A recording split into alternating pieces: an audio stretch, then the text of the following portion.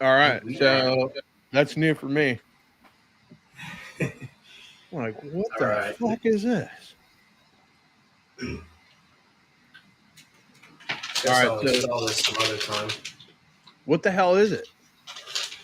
It's well, Flux originally when I bought capacitor? this, no, I had bought this. I wasn't sure if I needed it. It's for the headset goes into this and it gets plugged into the Rodecaster just for a mic gain. But then I found out after doing more research that this is for like musicians and stuff. You want to hook up like a instrument to the computer and record. That's what this is for. Okay. Yeah, so So you want to start a band? something like that. That's what this is for. Nate, I'm not talking to you until you change your fucking profile photo. I don't fucking associate with Niner fans. Some fucking bullshit. Fucking Raider Nation over here, sunshine. You better recognize. So let's see, what do we got? Let me log into our CRM, see what's going on in there. Did you ever figure out the address for the one in Cape Coral? No, isn't that the guy that on the backside, the Weldon whatever? Everett? Isn't that the one Ashley was giving me? No, this was brought in. I don't think you were on the live. That's true. Nate, you're right. We are Giants fans. Together we are giant. You're exactly right about that. I don't know what's going on with this TC. Just got another email. Why is your Oh, camera going in and out? It's like mine? trying to, yeah, it's trying to refocus. It's like pulsating. One sec. That's still That's weird. pulsating. Yeah. Hell, look how attractive I am. Said nobody ever. Fucking napping sloth, what'd it do? Esteban's pulsating camera. I don't know what's going on. All part of that Chromebook infrastructure that he's running over there. So anyway, we're trying to get it in. I mean, it's been brutal this week trying to get sellers and agents and all of that shit to answer the call. I don't know. Esteban's restarting his computer because it's we got a situation.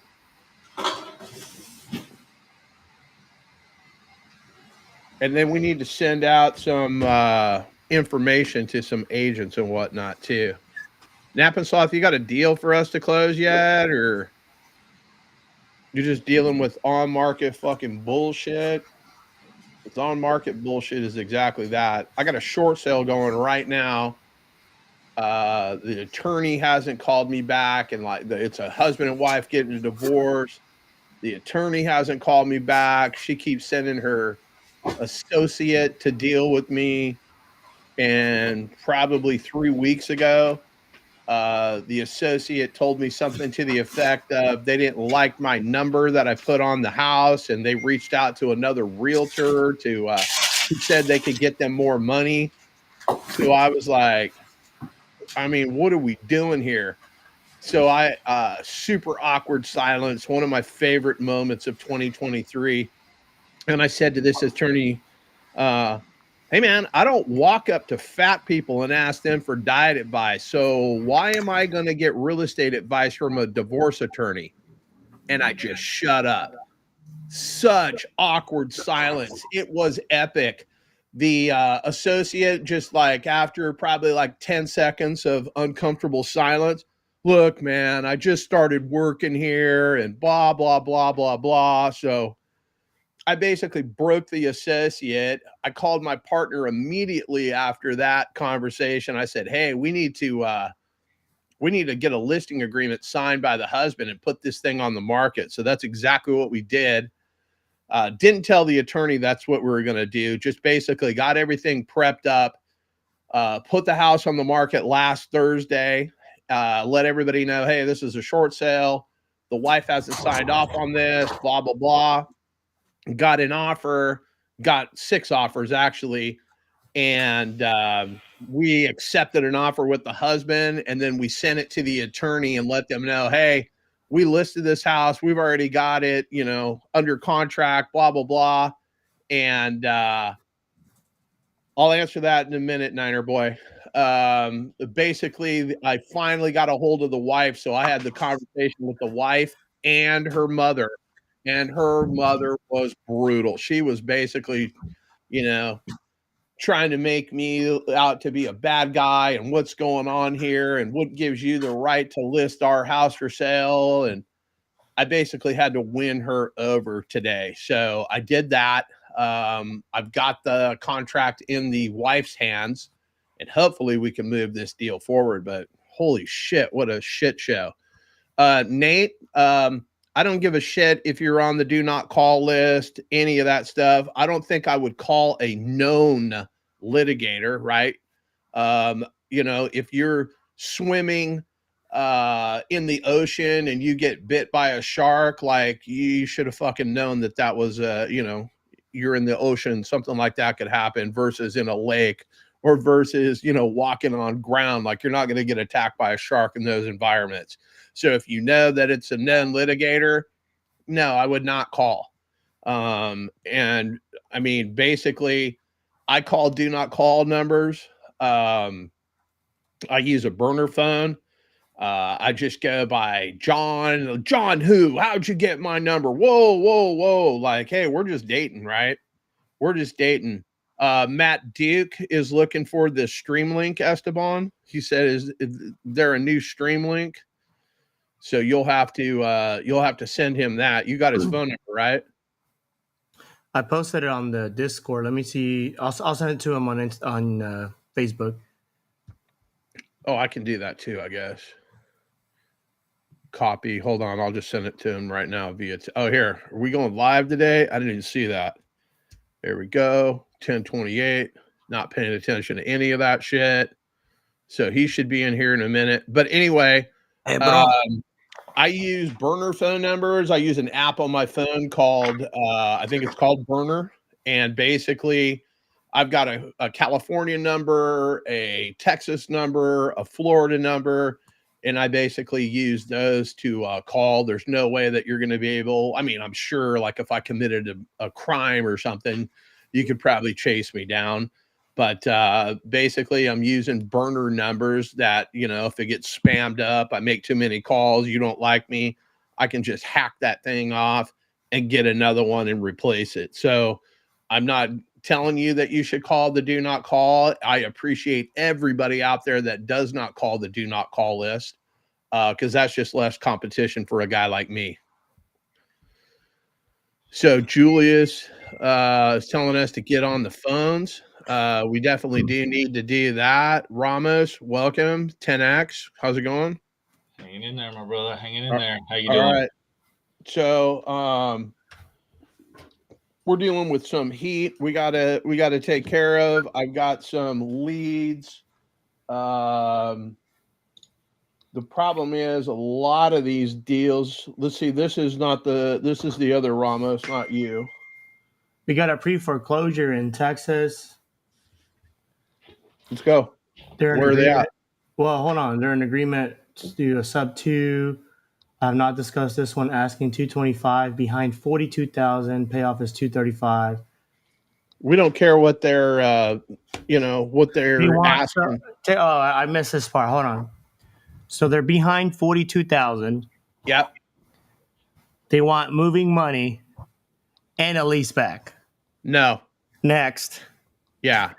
Let's see. You haven't paid your bills at all, and now for some reason you're going to make the payments, and you're going to, basically squat in the house. No. You want me to call them? Get me on the phone with them. I'll be glad to call them. Let me ask my magic ball right here. I mean, you want some moving money? Like, what's the bus cost? Like, I can go get you some bus. John, call the seller. Maybe not. That's bullshit. I think we should call him anyway. No, so this one was brought in by this agent from the A1 Discord group. Okay. He's the one that passes the one in Katy. He's still waiting to hear back from the seller. We just touched base. Oh, I'm gonna give you an address right now to toss on investor lift.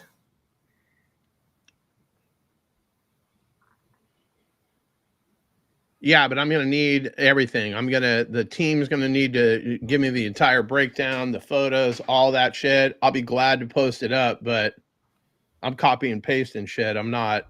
Yeah. It's not my strength. I'm trying to find that one address. It was brought in by Cody. Let me check the Discord. I'm going to try to lock this up on the live. And let me save my investor lift. Edit. Is that you blowing my watch up? Let me see here. Save. Hey, go ahead. Look at these knuckleheads. Let me make a call real quick. Has anybody been uploading the list that Jay's submitting to Open Dispo? I don't even know what that means, but not my circus, not my monkeys. Okay, so anyway, Ramos, I see that we've got deals in here. So let's talk about Tyler, Texas. What's going on there?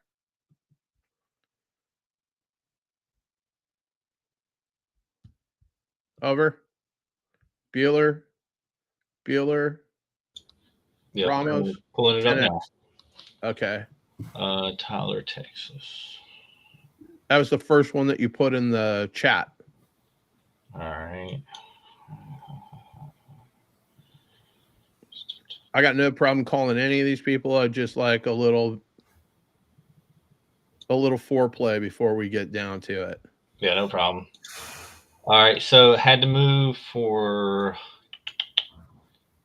I take all my notes. Had to move for a job. Haven't had any offers yet. They dropped 24K in price, so they're no longer living there. Of course, you have the current price right now. It's been on the market for 90 days. I talked to them. Seller is motivated. I talked to a Mark Coleman, realtor. Okay. It looks like it was a loan amount of 261 is what they have on there. Okay, so hold on. Let me. Price is only 315. 261 is what they owe. Is that what you said? Let me pull it back up. What they paid was 261. Oh, okay. Now, do we have a mortgage on this thing? I'm gonna say it does have a mortgage. Okay, so we didn't ask. Yeah, I want to say that I asked. I just didn't put it in the notes, but I'm pretty sure. I'm just gonna go raw on this one. I'm gonna call this one. I'm gonna show you why I'm celibate and nobody can fuck with me. Bet. This is what we're doing right now. Jesus Christ. Let me see here. Jesus Christ, man. Jesus Christ. Let me answer this. Should I bring him in here? This is John. I can help you. Okay, so obviously spam caller. They just hung up. I absolutely will call you back because I love teeing off on the spam callers. Thank you for calling the fundraising center. It's the fundraising center. At this time. Okay, so go raise some funds up your ass. What do you think about that? Okay, we're going to block that caller. You will not be raising funds with me, sunshine. All right, so let me call old Mark Coleman here. And this is Texas? Yeah, this was Texas. So, and then we got to also, Esteban, we got to figure out what we're going to do with the deal that we sold, that knucklehead isn't making the payments on the solar, et cetera, and so forth. So we can save he texted me like around 1 a.m. from going postal and dropping napalm on fools.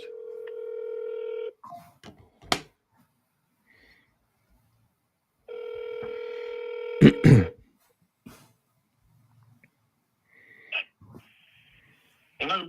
Hey, Mark, it's John. I saw a property here in Tyler, Texas. What is it? Alamo Zing? Is that how you say that? Yes. Okay. All right. Alamo Crossing. Okay, and there we go. Okay, so my dyslexia prevents me from reading correctly, so I apologize. But Okay. you're not the Mark Coleman from the UFC. You're not the famous UFC fighter, right? No. Okay. Not. It was his birthday yesterday. I was going to wish you a happy birthday, but now that I know that you're not that guy, I was a big fan of that guy. So when I saw your name, I was like, oh, this has got to be the Hammer, Mark Coleman, but it's not. I think you should use that name though in your marketing. You should be the Hammer. Oh, no. Right on, my man. So Lawyers do. yeah, there you go. So all right, this is a beautiful house. It's been on the market far too long. What's going on? You don't have any offers? Like, I'm curious. Yeah, but I don't have anything right now. We've reduced it a couple of times. Uh-huh. Are you interested in it, or I am interested in this. Full disclosure, I'm a licensed broker in California. I'm an investor. I don't know what the end game is. I don't know if I'm putting a long-term tenant in here. I don't know if this is a short-term rental, if I'm going to turn this into a hospice. I'm just trying to figure out why this thing hasn't sold. Something's got to be wrong with this house. nothing's wrong with it? It's in a good area. It's like almost like a model. It's neat, clean inside. It just started out too high, and we've got it reduced now. Okay. Now you weren't doing the interested, and please don't take this wrong. I've been doing this 35 years. You may have been doing it longer than that, but you're not wanting to do the wrap or the special deals that a lot of them are trying to do nowadays, are you? Well, I don't know what the situation is. I don't know if are you talking about creative finance?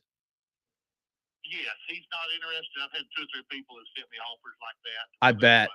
Assume his node and flip it and try to rent it and have a 3 or 5 year deal. And he's got to get this off his record. He's got transferred to another city and needs to get this cleared and buy another house. I see. Okay. So it's like there was a seminar or something, like everybody's doing that. You're not the first agent that I've called that. I know. Somebody's, I just said, what class did you go to? Right. Not you, but. No, I get it.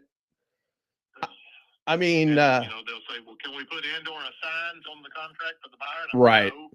I do a lot of bank foreclosures. So gotcha. A lot of them try to do those. Yeah, no. And then, it's a short sale and they're like, hey, can we take over the mortgage? And I'm like, no, those are not two conducive things, right? Like they're two totally opposite deals. But yeah, so I mean, if he's looking for just cash offers, I mean, I could come in and pay cash. I can't come anywhere near 315. So I don't know what their situation. Do they have a mortgage on this thing? Yeah, he's turned out. They do. He's turned down 295 if that'll shorten the conversation on it. Okay. Like by no means trying to put you off. It's just no. He turned down 295 about a week ago. Okay. So that's interesting because he can't get any offers on his property, and the ones that he does get, he doesn't like, huh? Just we've had a couple of people that wanted to do a contingency, and he didn't want to do that right now. Right. I mean, he's not desperate. I mean, he's financially secure and making the payments and renting at his other place. He just wants to sell this to buy another house. Okay. Is he buying there in Tyler, Texas, or is he moving somewhere else? No, it's another city. He got transferred. Gotcha. Okay. So he's not interested in any offers less than 295, and he's not interested in doing something creative. No. Okay. That doesn't leave us too many options. What do you think the rents are in this area? Because if I go out and get a DSCR loan and put a loan on this thing in my name, like what are the rents? I got to have more money coming in than I got going out. Does that make sense? Yeah, and I own over 200 rental properties myself. I rented one this morning. That's a $300,000 house, and I rented it for $1,975, and it took me 2 months to rent it. So that's going to be around just under 2,000 or right at 2,000 rental price is what you'll get on that one. Okay. And now I know the property tax cash flow with that. Yeah, I was, I'm using I've got bank rate up here. They're saying the property tax is $207 a month and insurance is basically $66. That puts me right at 1961. But I know that your taxes in Texas are absurd. I'm calling you from the communist country of California, so I envy everybody that lives there in America. I plan on visiting someday, but Y'all have state income tax too, don't you? yeah, oh yeah, we got sunshine tax. We got a tax to pay a tax to cover another tax. Like we like taxes out here. That's what we do. The property tax is about 1.1%. You guys are closer to 3%, if memory serves correct. But we do a lot of deals in Texas. I'm just trying to get my money away from Governor Hair Gel out here and deploy it in your neck of the woods. But I'm just trying to see how this thing would pencil. I mean, if I go get a loan, I'm basically at $1,961. It's probably a lot higher than that.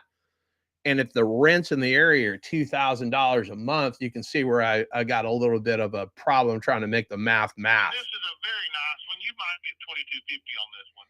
Okay. Okay. Not a lot of profit, but yeah, I've just got to. I mean, but if I bought a lot, and of course I do a little different. You sound like you do this. I count the principal reduction as part of my income too. No, I get that, but in my mind, I'm reducing the principal, $800 a month, so there's another $9,600 a year in profit. Yeah, but I mean, if I go put 20% down on this 315, I got $63,000 out of pocket. Like it's going to take me a while just to break even. As far as that goes, I get it. I'm reducing the principal, which in theory is increasing my appreciation. I mean, this is probably a depreciation play. I don't have enough time to close on this thing. Who do you use for an escrow company in Texas? Because I have not found a good one at all, not even close to a good one. Central Title does all of mine, and I'm their best customer, and they take care of me. But they've got offices all over East Texas.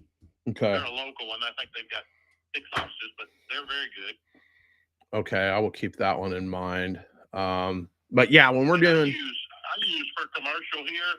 I've got 2 duplexes under contract. A friend of mine got in trouble on a commercial property he owns, and he had a tenant move out and left him $500,000 chemical spill that he had to clean up. So I bought 2 duplexes from him, and we're closing in 2 weeks. I got 6.625 is the best I could do on a 25-year amortization with 20% down. 6.625. That's the best I've been able to find. That's with the credit union, Eastman Credit Union. Okay. But some of these local banks want 7.5, 8, and 8.5. Right. Yeah, exactly. I was just calculating this out at 7.7, but yeah, you're probably right. It's closer to 8%, especially if it's not owner occupied. Well, on these, the credit union, they're great. They'll do 6.625 if it's an investment property, but if it's multifamily or residential, they won't do that on commercial, but anything that's residential, they will, or multifamily. Okay. All right, let's do this. Let me pencil up some numbers now that I've got the story. There's nothing wrong with the house. He's not interested in anything less than $295. So, I mean, even if my team told me, hey, we could pay $295 cash, I shouldn't even call you back. Is that what I'm hearing? Well, the other one wasn't cash, but I mean, I'll hit him with don't be scared to present anything to him because it is empty and he's making a rent payment and this payment. So I'll present him anything and I'll do my best to make it work. Okay, fantastic. Let me pencil up some numbers. Realistically, I will contact you after Christmas. You have a Merry Christmas and just stay on. Call me anytime. Yeah, just stay on top of these knuckleheads. Don't let them try to slide some creative financing past you, my man. They gotta get up early to do that. Right on. All right. Merry Christmas. I'll talk to you after Christmas. Thank you. Thank you. Bye-bye. Okay, so can we all agree that is not a fucking deal that we're interested in? We are not retail buyers. We are investors. If I'm going to anchor this guy low, and in his opening remarks, and I mean, all these agents do, like, fuck you, I don't want to hear about creative offers. Did you see me lean right into that? Did you see me get on his side of the table? Like, man, they did a seminar or something, right? Yeah. And I just let him tell me all about it. Well, I pushed those in front of him, blah, blah, blah, blah, blah. I mean, we can stay on him. But it sounds like the agent is more of the buffer to keep these deals away from the seller. But I'm positive that I know enough about this game that I can convert anybody like that. Well, and it's interesting. Like, it just seems like this would be the best way for him to solve whatever problem he's having. Am I missing something? And just let them tell me what I'm missing. Mm-hmm. See, I didn't follow up with any of the subject to or any of that. I just pretended like I was just a normal buyer when I get that's fine. leads. That's fine. So as far as that goes, we'll kind of see how that plays out. Now, they did have some motivation behind it, like him paying 2 mortgages. Yeah. And stuff. But I just went into that thing completely blind. I didn't know anything about the house other than the address. I just called him up. Like, it's just a conversation. There's no script there, nothing. I'm just kind of, hey, if I said this, what do you say? Okay, well, then we're going to move over here and do this. Oh, we're going to go over here and do this. Like, it's whatever they're giving me. If they're standoffish, if they're a total dick, well, bro, you want to fucking go with the red fucking seller, red agent? Guess what? I'm a red fucking buyer. Like, we can do that all day long. I will verbally dance with the best of them. You are not going to hurt my feelings. And I will basically, if I so choose, I can make you look pretty fucking stupid. And a lot of people out here are going to see that. So I've had a lot of conversations with agents. We had one on Saturday. I think his name's Dennis. He's in my CRM as Dennis is a tool. So every 30 days, I'll reach out to Dennis and let him know that he's still a fucking tool. He should probably get a Snap-on membership. Something like that. Like, you should be sponsored by Snap-on, you fucking tool. But anyway, appreciate that, Nate. Nate liked that. He thought that was good. Okay, phenomenal. So there's a really good different perspective of how to play the game when they're real defensive like that about that. So too. Yeah. That was really good. The other thing is, like, my client isn't open to that. Okay, great. What makes you say that? Ask him a question. Yeah. I didn't let him ask me very many questions. Can we agree on that? Yeah. I'm asking him questions. I'm jabbing. He's trying to close distance. I'm jabbing. I'm keeping him at bay. At any time, I can decide just to drop a fucking haymaker on somebody. But I'm jabbing. I'm getting whatever I can out of him. And then I basically let him know, hey, I'm on your side. It's like they did a seminar or something, right? And let him tell me all about it. Oh, yeah, I could tell. Blah, blah, blah, blah, blah. And then how many times did he say, hey, this, that, and the other thing, but not you?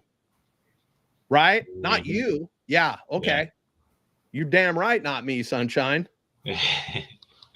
So, all right. That's the deal with that. Esteban, I've got to get some water, take over the deal, and then I will call this next one. Now that the last one you sent me, that was the chick that was the head coach and all of that shit in the I know what that one is. Yeah. Did you call her?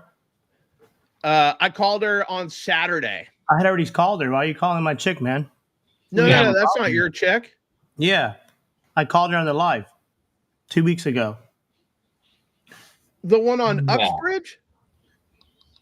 The one I just posted on the one I sent you. Oh, I don't even know where that one is. Let me see. On your WhatsApp. Yeah, because we need one more thing for me to fucking. I'm calling any of my girls, man. Hey, man, don't be messing. Oh my God, are you like an investor? I won't even call them. Oh my God. What is this? Don't mind my troll comments. Whoop-de-woo. What would be your offer to make this property? Blah, blah, blah.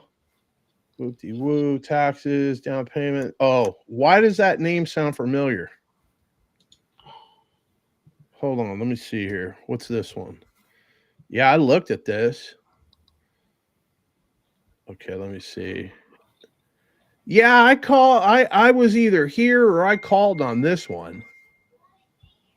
I don't remember exactly what it was. Maybe I didn't call. Somebody's phone's blowing up. It's probably Esteban's.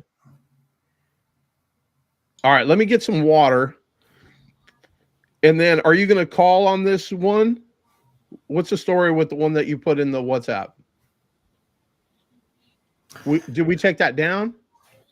I'm looking at. I'm gonna try to lock it up right now. I'll wait till you get back. Okay, give me a minute. Go ahead and get your Capri Sun. Exactly. All right. Anybody have any questions here? Any leads you want us to call?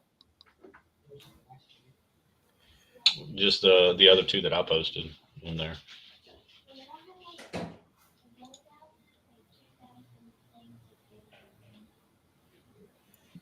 Hey Esteban, did you get to call that Sequoia property? Hold on. Probably not.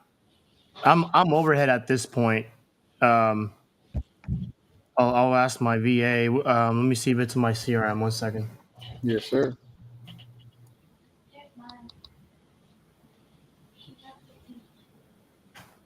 Hold on. Let me write this down.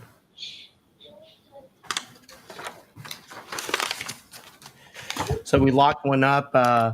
John brought me this one lead by another wholesaler in San Antonio.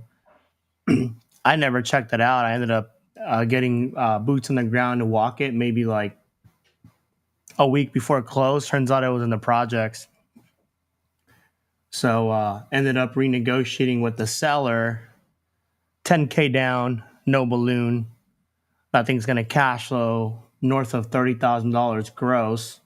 I leveraged the private money lender to pay for the all-in entry costs, the startup costs, assignment fees. He's going to get like a 30-40% cash on cash return. So that's what we got going on. So if you guys bring any good deals, I'll buy them on this live and get you guys paid. Let me see here. Contacts. You want to put the address in the chat?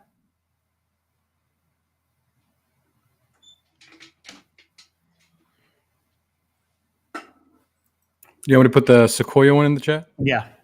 Yes, sir.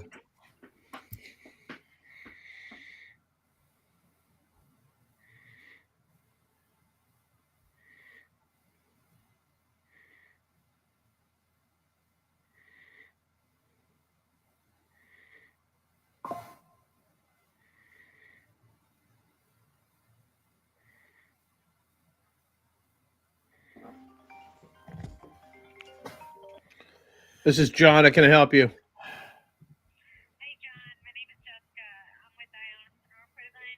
I'm on a live Zoom right now. I can't do this right now. You guys are gonna have to try me after Christmas. I appreciate the call. Oh, wait, my bad. Sorry, that was the wrong agent. That was not the right number.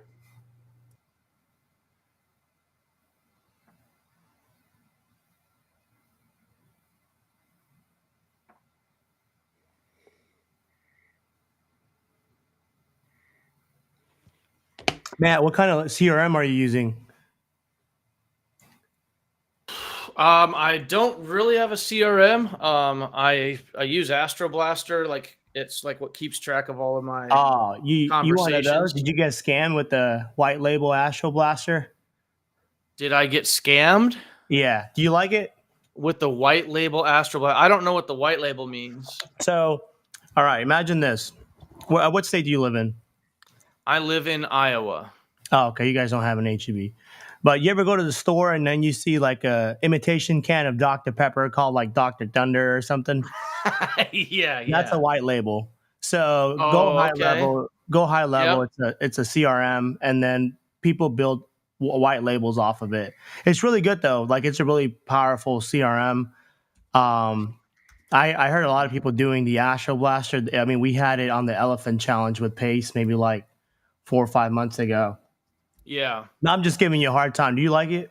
I do. I got it in February. I didn't touch it for 2 months because I was just an asshole. And then in April, I started texting realtors. It took me almost a month to get like worked up, get all the bugs worked out, understand how it works, and get to texting 50 realtors a day.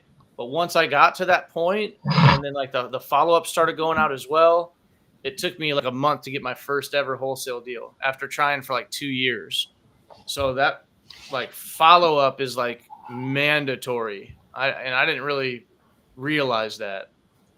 Like you absolutely have to follow up. I'm looking at a lady right now, the next realtor in my line to call. 1, 2, 3, 4, 5, 6. Astro Blaster has reached out to her 6 times and she's never answered a text message on it. So now I switched over from texting to calling last week.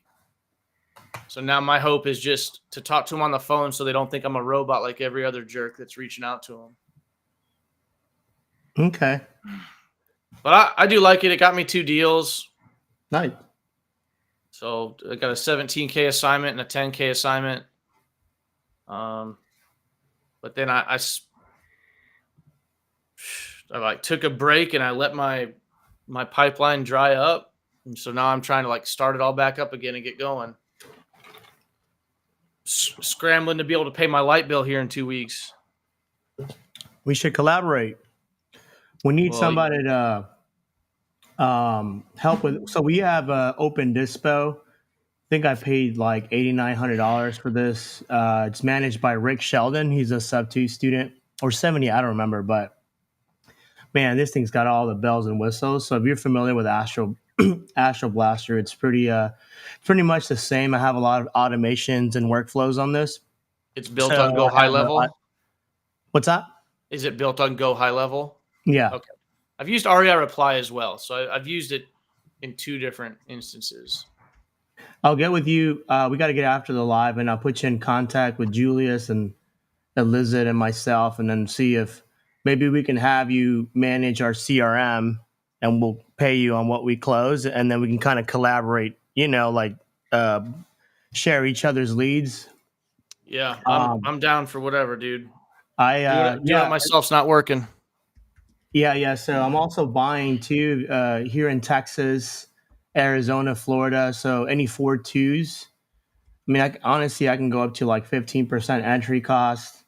I'm looking to get more assisted livings, hospice, and all that stuff. So you see any 4.2s, send them my way. And that's all of Texas, or did you say a city?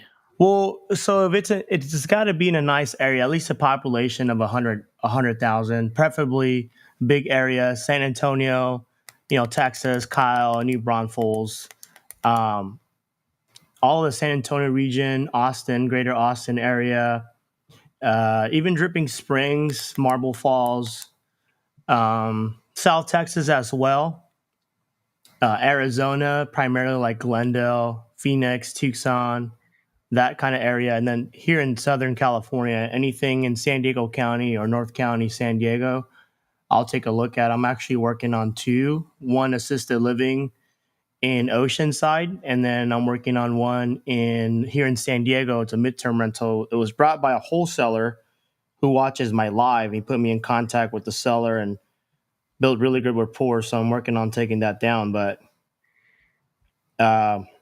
yep, I'll pay assignment fees, everything. And then also we're going to be having a live underwriting session on Saturday with Michael Matscanyan. He's a sub 2 student. He's got, I think, like north of 40 rentals. He's bought like $5 million in just real estate this year here in San Diego. So might want to jump in there. Because at the end of the day, if you really understand how the numbers work, like you can negotiate on any property, right? And then you figure out what you do with it later. And, as long as you are within certain parameters, you can go and just borrow the money, pay out assignments, and be into the property, no money out of pocket. You just got to understand how the numbers pencil out and, all the moving parts. So that's how I'm going to pay John and the wholesaler their assignment fee on this one in San Antonio, 4718 Pecan Grove Boulevard. To 4-bed, 2-bath, turning it into a hospice, getting around $8,000 per person times 4, 32,000 minus staffing and all that, and leveraging a private money lender. So sounds great. Yeah. If you guys have any leads, go ahead and submit them. You can go to myleadcentral.com. You can go to John's website, Sniper for Hire. Messages, the leads, wherever, they all get funneled to the same to our CRM. Let me check the Sequoia. What was going on with this one, Mo? So this is the one that I just when I had those 11 agents that rejected me, I just passed you this one to see if you can get her on creative terms. Yeah, but what's the story? No story. Yeah, I just called her to kind of just talk about the current property and stuff, and then she sent me her home that she's trying to sell. But this Sequoia has been on Zillow for 131 days. Okay. But 2 days ago, I just didn't want to bring up creative, like a creative offer, just because I've been, rejected a lot. So I just wanted to see how you would handle something like that, just offering it. I mean, you ever use Tinder and somebody swipes on you and then they unmatch you? Do you stop there? Say that again? You ever use Tinder? Don't lie to me, man. Nah, not yet. I think you're lying. John, I caught John on Bumble the other day. We matched. Right. That's it. I was on Grinder. No, that's what it was called, Grindr. Yeah. All right. Yeah, man. Let me see. Let me pull it up. Let me see the area. I might be interested in taking this down myself. Yeah, I was just interested in it, or kind of scared to bring up that offer and lose her because I was talking to her for so long, and then she showed me her house that she has on Zillow that she wants to get rid of as well. So is if this her house or a client's house? So the Sequoia is the client's house. I have her listing, her address. So if we can get the Sequoia one, on paper and stuff, I'm pretty sure she'd be willing to let go of her home because she hasn't had any luck selling it. Well, okay. Send me her home and then send me the agent's number. I got you. Oh, it's in the private chat, the Sequoia. Okay. And then it's not Susie Neal, it's Jasmine May. That's the correct agent.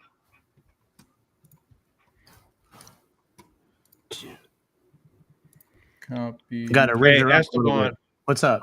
I got something that's not cash flowing that I'm going to put in the deal.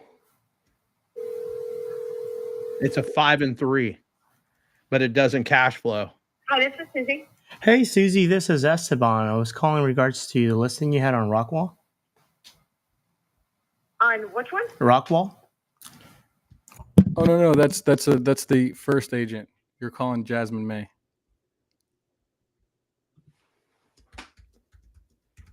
Shit. Can you guys hear me? I can hear you. Oh, okay. He's probably got you muted right now. Oh, damn. Well, he'll figure it out. But the first number is a different agent. The second number, Jasmine May, is the agent on that Sequoia building. Okay.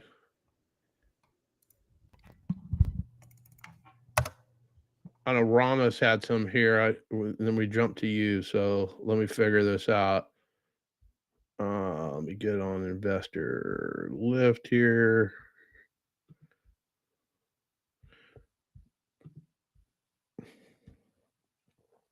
Oh God, this is that A-frame. That thing's horrible looking. Where the hell is this house?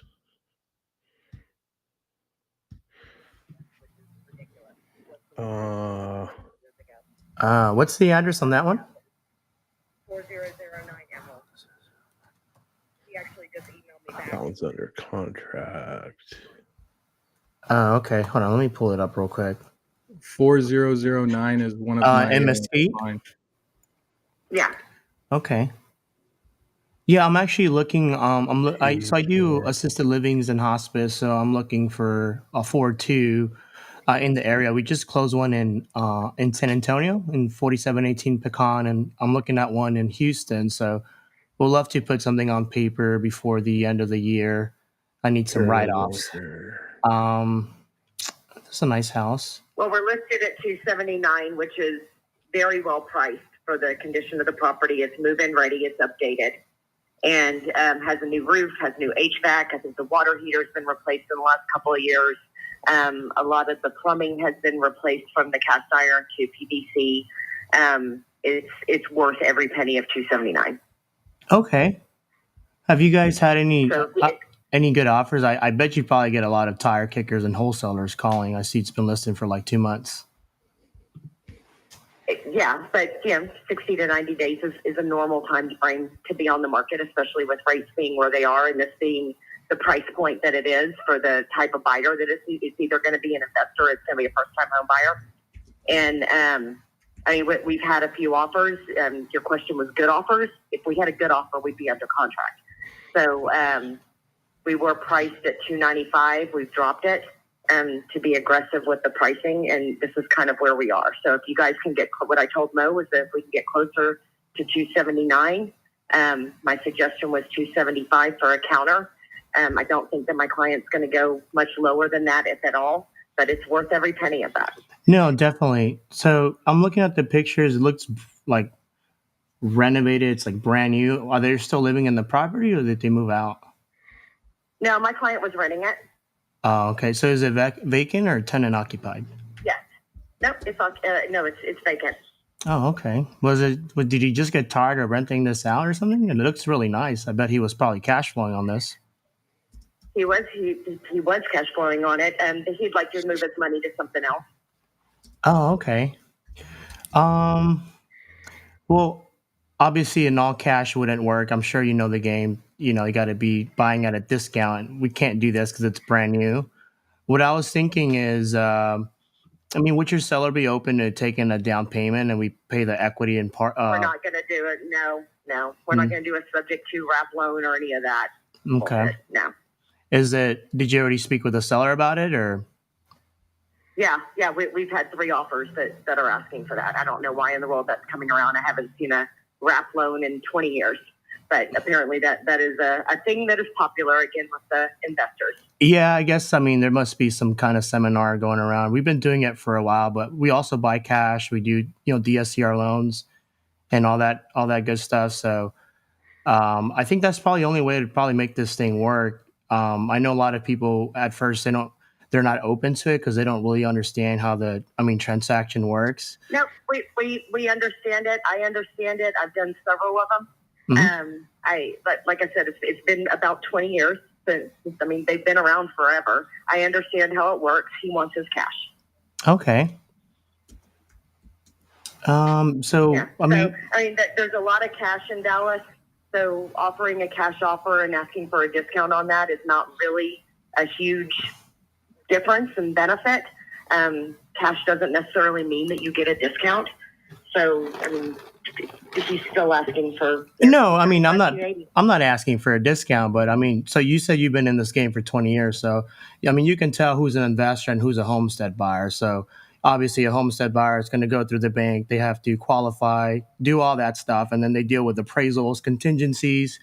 And, it's just a back and forth game between the asking price. Those who are paying cash, unless they're, really rich, it doesn't make sense to just park some cash on an asset that's not cash flowing. So then investors, what we do, right, we usually look for fixer uppers, right? We usually get it at a discount and then we renovate it. And then we either refinance, we pull our money out and we rent it out, or we just sell it on the market. And most of the times what I'll do on the homes that are kind of run down after I renovate it, I'll have the same agent that brought me the property listed. So they get a dual commission. So that's kind of what I was thinking. I'm sure you're probably tired of all these people calling. It must be really annoying.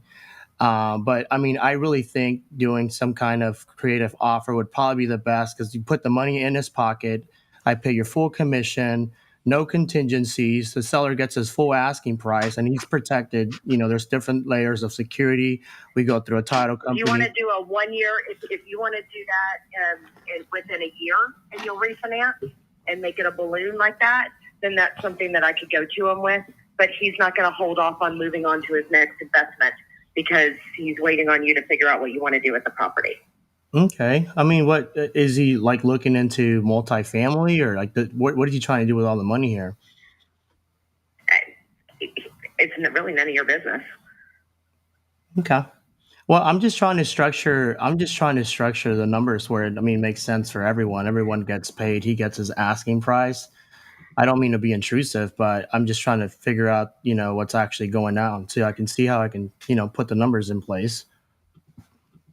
But it really sounds like, you're probably just annoyed of all the people calling. I would be too, Well, Well, no, it's more of I understand what you're trying to do. I am an investor as well. I get it. I understand the mindset. I know where you're coming from. I'm telling you that he is not interested in that kind of offer that is going to be some sort of wrap that he may still be stuck with the property. And if you decide not to pay for it, which I don't think that most investors are, but that is a risk with what this offer is.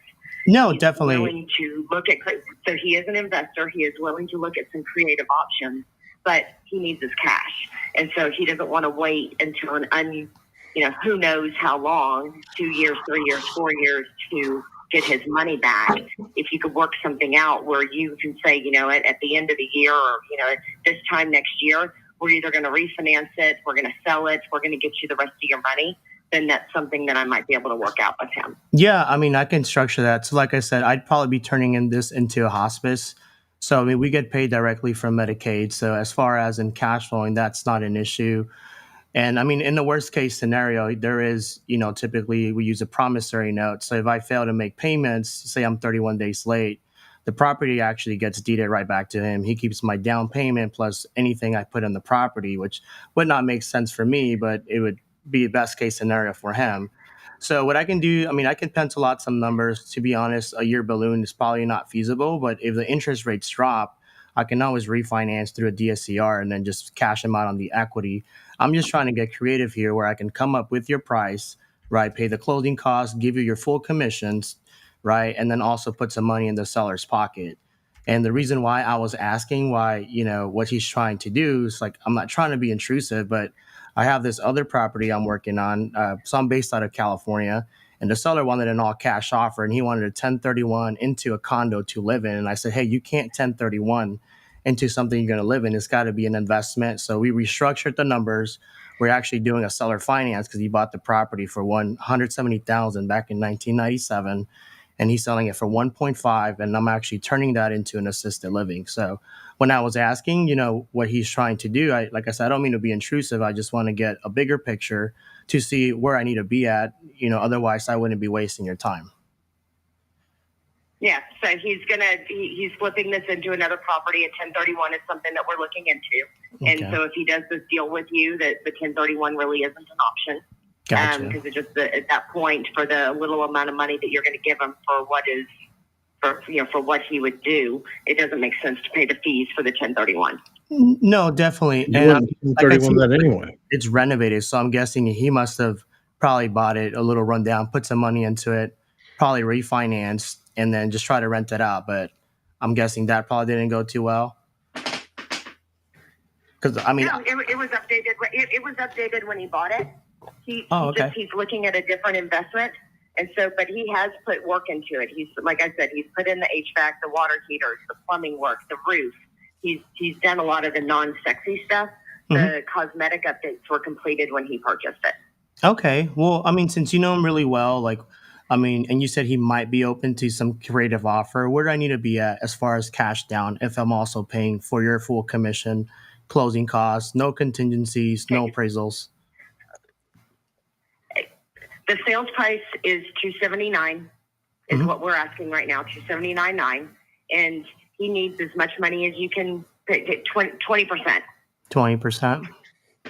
I mean, ideally, it's $150,000. You can put down half. Yeah, but I mean, with And then $150,000, but then, so if you can put down $150,000 and pay off his loan, then he'll do owner financing for you, and you can keep that as long as you want. It can be a full deed exchange. no, I mean, I understand. I mean, I have a 1.5 million that I bought for 100,000. Putting just because I have it wouldn't make sense. I'm seeing here the balance. He owes roughly 152, and if he sells for 279, that's about 120,000 minus clothing costs, commissions, and all that. So he's going to walk away with about 100 grand, assuming somebody comes and gives him the full price.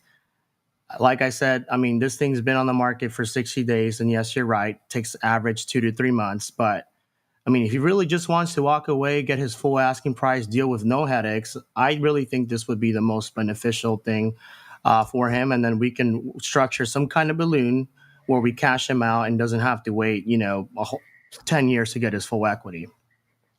Yeah. So you asked me what a deal would look like. that would be an ideal deal, is that if there's enough to pay off his balance of the loan, and then he'll do owner financing for you. You don't have to worry about refinance later, and we can do a balloon for 5 years, 10 years, whatever that is. And he'd be happy with that.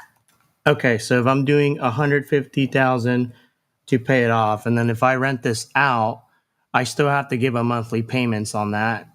So For a mortgage, what? for an owner finance mortgage, Correct. he would pay off the loan that he has. Correct. So then I have to structure that out, and then what do you think I can get for this in terms of rent? I'm seeing like 25 to 28. Yeah, something like that. I haven't looked up the numbers in a while, but I think that's about what we were talking about. Okay. But if you're doing the hospice thing, then you're going to make more money on it. And that really is more risky for my client if he still owns the property, which is why an owner finance deal would be better than a wrap or a subject to, whatever you want to call it, because we both know that that kind of scenario is going to be some pretty major wear and tear on the house. I've worked with those as well. So that's not advantageous for him to have you run a business out of there, and with one that we know is going to put additional wear and tear on the property. So if you ended up walking away or whatever that was, it's going to end up costing him more money to get the house back to where it should be to sell it. Of course. And that's a great point. But at the end of the day, he's just a bank. Just so if I go to Bank of America and I get a new loan and buy a house, they don't care what I do with it. They don't care what I do with it as long as they care. If he does owner financing, he could care less what you do with the property. It's that is your property. But I'm talking about if for your initial offer of wanting to do like a wrap, whatever you want to call it, subject to, then that's a higher risk for him, because it already is a little bit of a higher risk for him to do a situation like that. But then you add in what you want to do to the property, then that's well, yeah. So like I said, I don't just do hospice. I also do just regular long-term tenants. I do leasebacks. I do a little bit of everything. It's just really depends. It's one part structuring the numbers with you and the seller, and then once I can get some numbers that make sense to me, then I pick what strategy I'm going to go with. So I'm not going to do just a hospice or some kind of long-term, assisted living. But really, so like I said, with a subject to, we go through a title company. I understand how they work. Yeah. And then he's protected with the promissory, and we also use what's called a deed in lieu of foreclosure. It's typically, I understand. Yeah, it's pre-filled out by both parties. So if I fail to make payments or whatever, the property gets deeded right back. He doesn't have to go through the whole, pre-foreclosure process or anything like that. But like I said, I used to do them all the time. I get it. Why'd you stop? Yeah, there's an attorney the market wasn't holding it. You didn't see him. You didn't need to.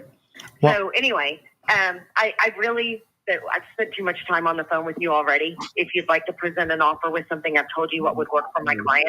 If you'd like to put something together, send it over. I'm happy to present it to him, but I'm not sure if it will or not. Okay. Yeah. I'll put an offer in. What's a good email for you? Mo has it. I got it for you. I'll get it from Mo, and then I will loop back in with you. Thank you. Merry Christmas. Thank you. Bye. Very sour. Yeah, she's a lot of the problem. She spent way too much time on the phone with you already. Should I call a seller directly? Well, you could, but I don't know why we're forcing this thing. Yeah. No, she's. It's a nice area. It's not a deal. Yeah, it's not a deal. It's a 4.3, but sounds like the seller or the person who bought it probably must have bought it with all cash or some kind of loan. They have about $100K in equity. Well, why would I go put 50% down? I can go get a better deal at the bank. Exactly. And she's so educated, okay, you're so educated. How long's that house been on the market? It's the one she's talking about is the Emerald. How many? 57 days. Oh, it hasn't been on. Hey, John, this is what we're going to do is we need to get one of our people from the back end to put all the addresses for the agents that want to present our offer, and then call back every 30 days, same day at the same time. Yeah. Wow. Okay. Well, you put that in Open Dispo, right? Can't that just be a filter? Yep. So let's take a look at. Yeah, my bad, Esteban.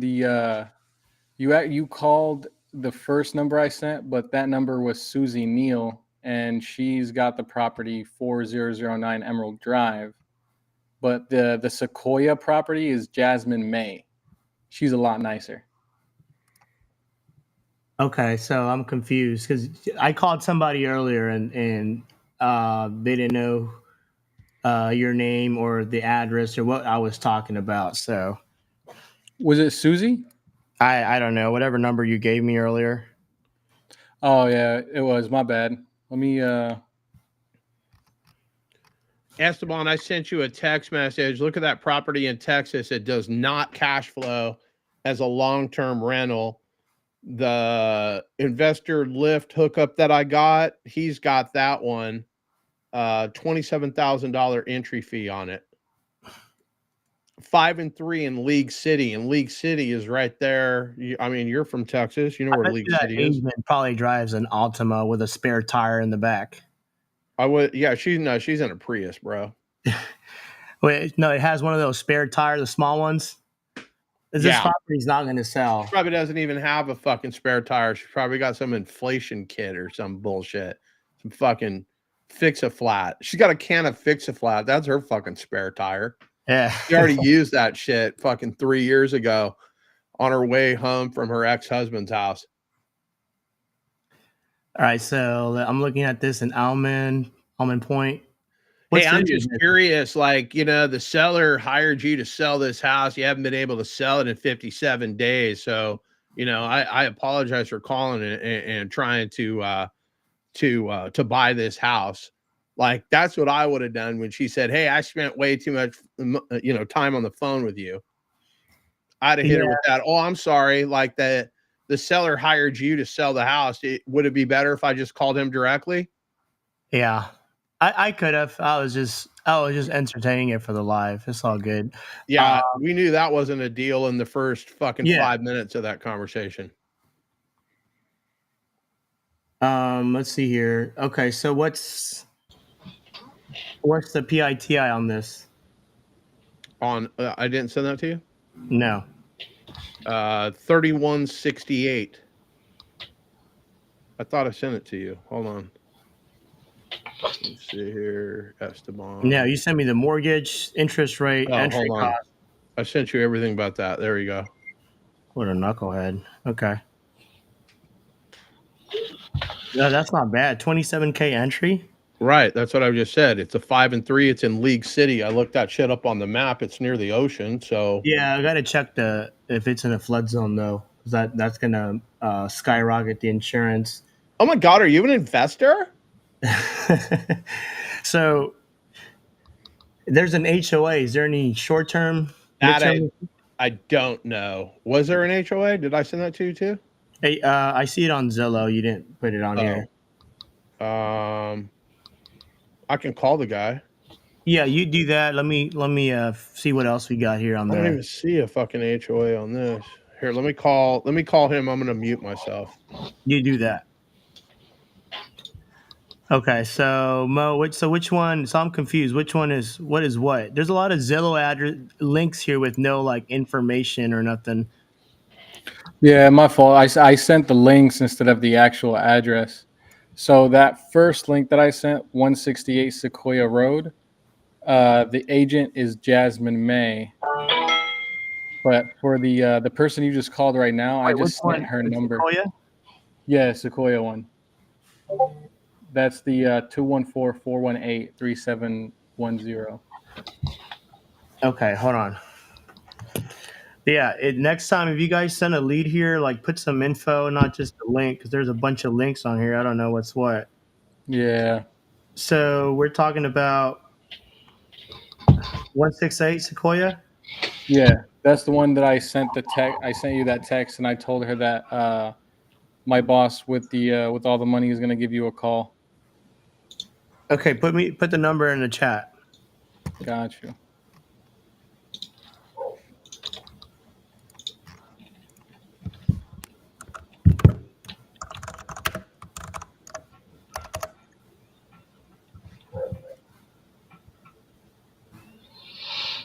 Let me see.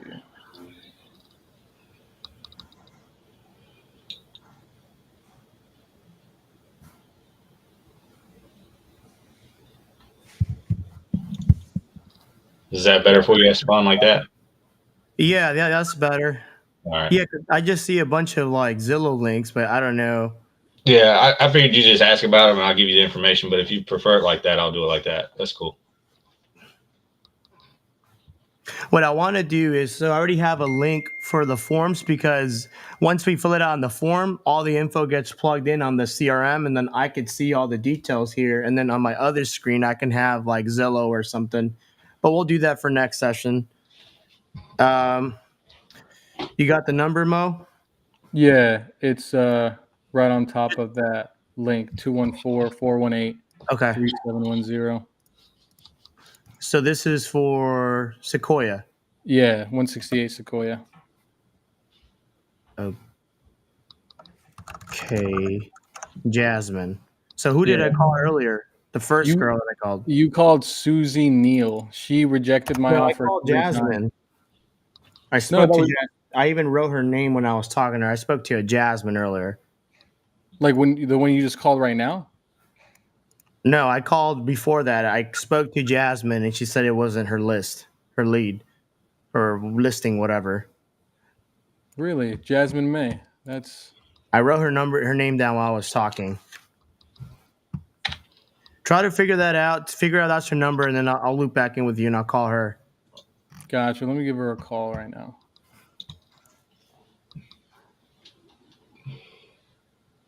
Okay, so let's see, Tuscola.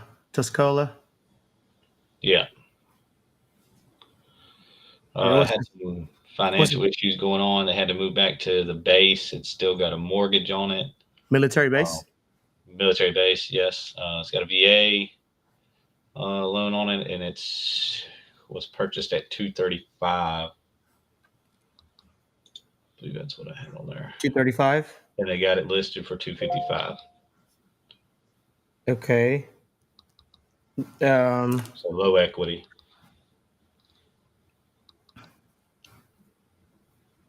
Yeah, I mean they've listed it on September. They price dropped it by 3,000, Mm-hmm. and they price dropped it by 2, and then 5. Yeah, it's been 101 days on Zillow. Do you know what have you spoke? So you spoke with the agent or the sellers? The agent. I mean, it's been probably 6 months. The agent still has this listing. It's active. Yeah, I just talked to him 12/19, so just the other day. And where'd you guys leave off at? Well, I didn't let her know that I was an investor or anything like that. I just told her I was looking for a place to live, and that's kind of the information that I gathered. Okay. You didn't get like the address? I mean, the PIT. I know that. Mm-mm. No, I think I do have it though. Maybe. Let me see here.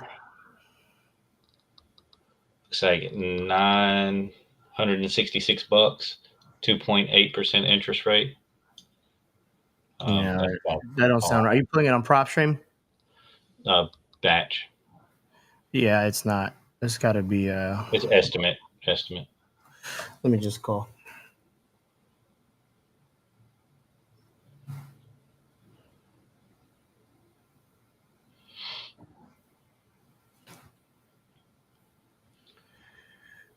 Let's see here.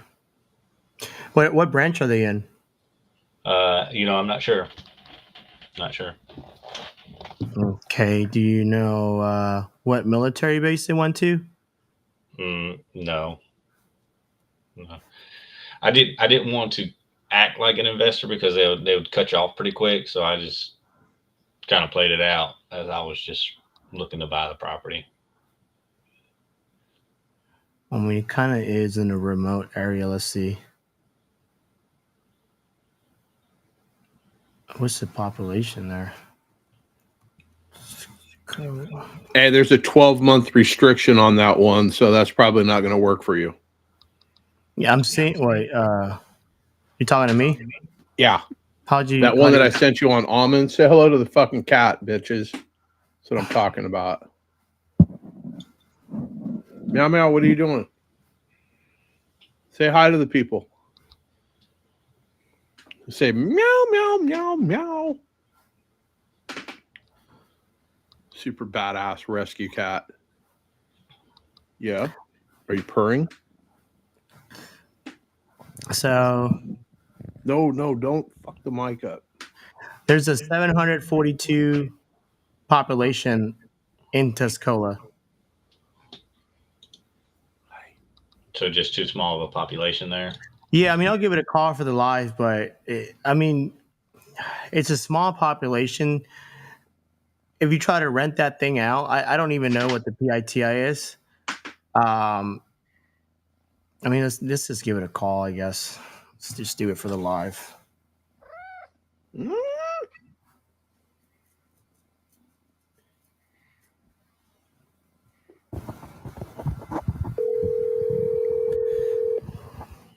Hello, this is Roberta.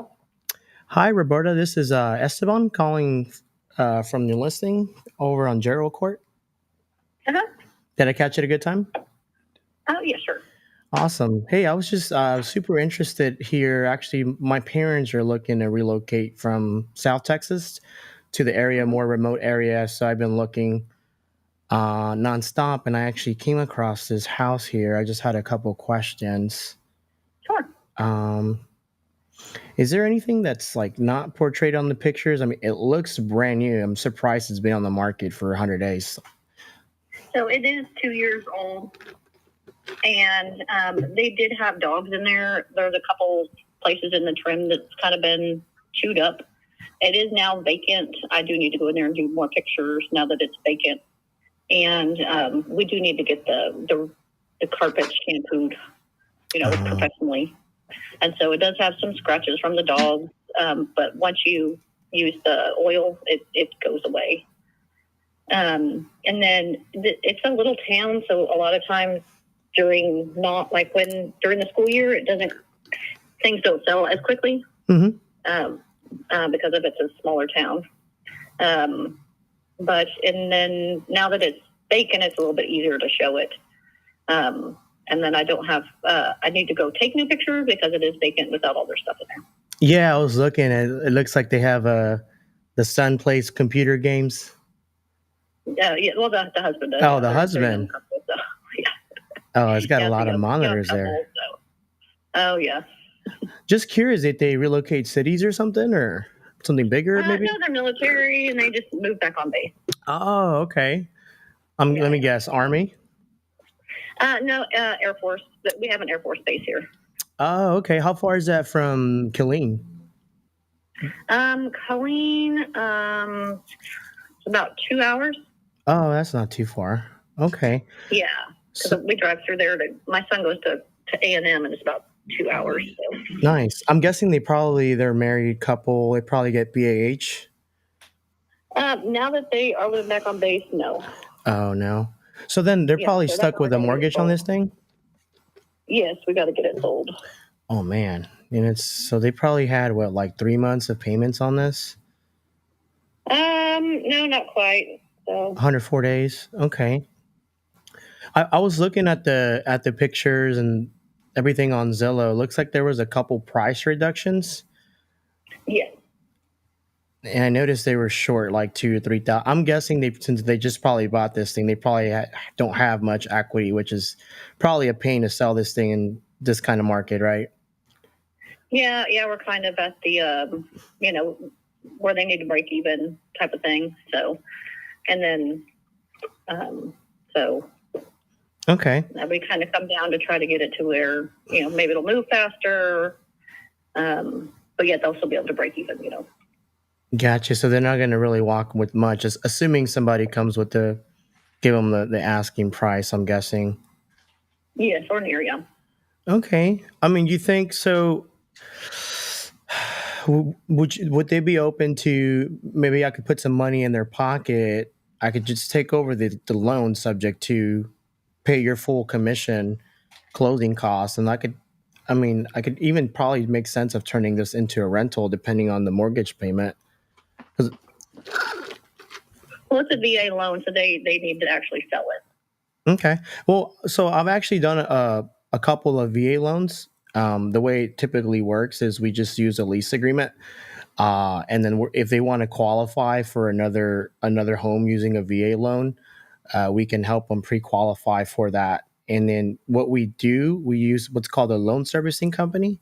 So basically, they take the payments from my bank account and make payments to the lender. And then basically with that, we're able to prove that the payments are being serviced by somebody else, not the seller. And then we're also able to remove that off of their debt to income ratio. Yeah, but they don't want somebody to just take it over. They want to get it sold and not just. I know what you're because we've gotten several of these type of offers. Oh, really? Offer things where they just want to, they want to just sell it with like normal, and be able to at least make a little bit and get out of it. No, I understand. I mean, I keep hearing a lot of agents are like, are you doing creative finance? And I'm like, I don't know what's going on. There must be like some kind of seminar or something on YouTube. There's like this guy, Pace Morby, he's like teaching everyone how to do like creative finance. And there's a bunch of wholesalers just calling agents. They don't even know what they're doing. Yeah. Okay. Yeah. And it's just getting frustrating because it's like, no, like we just want a normal, like sell it, whether you're an investor or whatever, but we need to sell it. Like we don't want to assume it. We want them to take it. Do regular financing. They don't want to do an assumable at this point. So, and their interest rate is not that great anyway. So, what is it? Kind of like 5 or 6%? I think it's in the 7s. Oh, that's kind of high. Do you know what? By any chance, do you know what the mortgage payment is? Because I mean, at the same time too, like so if I go get say a traditional loan, my payment's going to be just about the same. That's the only reason why I was asking about the, subject to. I could put an offer together, but I mean, to be honest, it's probably gonna be a little lower than what you have, and it sounds like they don't have much wiggle room. And I don't want a nickel and dime. I understand that they want it off their name. I actually deal a lot with VA loans. And the biggest objection is they don't want it in their name because if someone stops making payments, I get abducted by aliens or whatever, then that's their credit. But like I said, we use what's called the promissory note and then the loan servicing company. So in the worst case scenario, let's just say I disappear the face of the earth. Not only did I put some money in their pocket, paid the commission and all that, I still have to deal with the renovations. But if I were to fail to make payments to get the house right back, and at that point they can just sell it in the market. I think it would. Yeah, they don't want to do a subject to. They want to just do a regular, want to do a wholesaler, none of that. So we've already discussed that. Okay, not a problem. Well, I'll also pencil out some numbers. But I mean, by any chance, do you have any other listings that you think would be great for either long term or midterm that I could take a look at? Not at this time. No. Okay. Well, I appreciate your time. Let me see what I can pencil out, and if I can come up with something that's worth your time, I will shoot you a text. How does that sound? Okay, that sounds good. All right. Thank you. Happy holidays. All right. Happy holidays. Bye. Not too motivated. Not motivated at all. So, I mean, also, it sounds like the agent's probably part of the problem. She was a lot easier to talk to. Must get a lot of calls. Well, here's the deal. I know what they want to do, but you haven't been able to do that. So I'm trying to figure out how to help them move to their next chapter of their life. Yeah. I know what you want to do. I mean, they hired you to sell it. You haven't been able to sell it in 100 days. So I was just trying to help you. But it sounds like this listing's probably just going to expire, huh?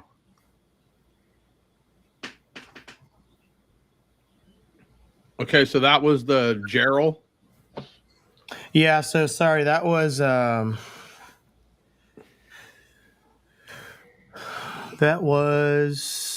Jero. Okay. I mean, honestly, I'd probably Ramos. I'd probably follow up on that maybe like after the holidays. It seems it's been on the market for about just almost 3 months, going on 4 months. So, I mean, what is this house worth? $255. They probably have a mortgage of like $1,800. So, I mean, and if they're military in that area, I mean, they're probably bringing in like $6,000 a month, and like $2,500 of that's probably going into this house. So, yeah, I'd give it a little bit more time. They're just bleeding at this point. I don't really see anybody coming and giving them their full asking price. So for one, it's not in a desirable area. It's such a small population. Um, I think this thing's kind of probably end up expiring. I would follow up, after the holidays, closer to like mid-January, and see where we're at. Okay. I'll do that. I'd probably toss this thing in a CRM. Okay. What else we got? So I called back Jasmine, and I was talking to her about 168 Sequoia, about the offer we can send, and she just kept going on about how she wants a traditional offer. And I was like, yeah, it's they used to. This is always something the agents were doing and stuff like that. And then she basically said that the seller is a little hot headed, and just to send her an offer, and if it's enticing enough, she'll give it to him. Also, He's I not asked her about her house. motivated. I mean, why are we continuing with unmotivated? There's so many deals that are out there, and you can just be like, put that shit on the back burner Mm-hmm. and fucking come back to it. Yeah, that's what I was thinking. Just put it in the CRM, because her house has just been on the MLS for 18 days, and her client's house has been there for 131 days, and she's already sold her house, and it's the same price, but just smaller. So I'm just gonna wait to see if that contract pencils out, and if it doesn't, I'll hit her again with the that creative offer. Okay. Sounds good. I can't move my my video thing. I can move everyone else's but mine. What the hell? What'd you do to my screen, John? I did nothing. You got that fucking Chromebook.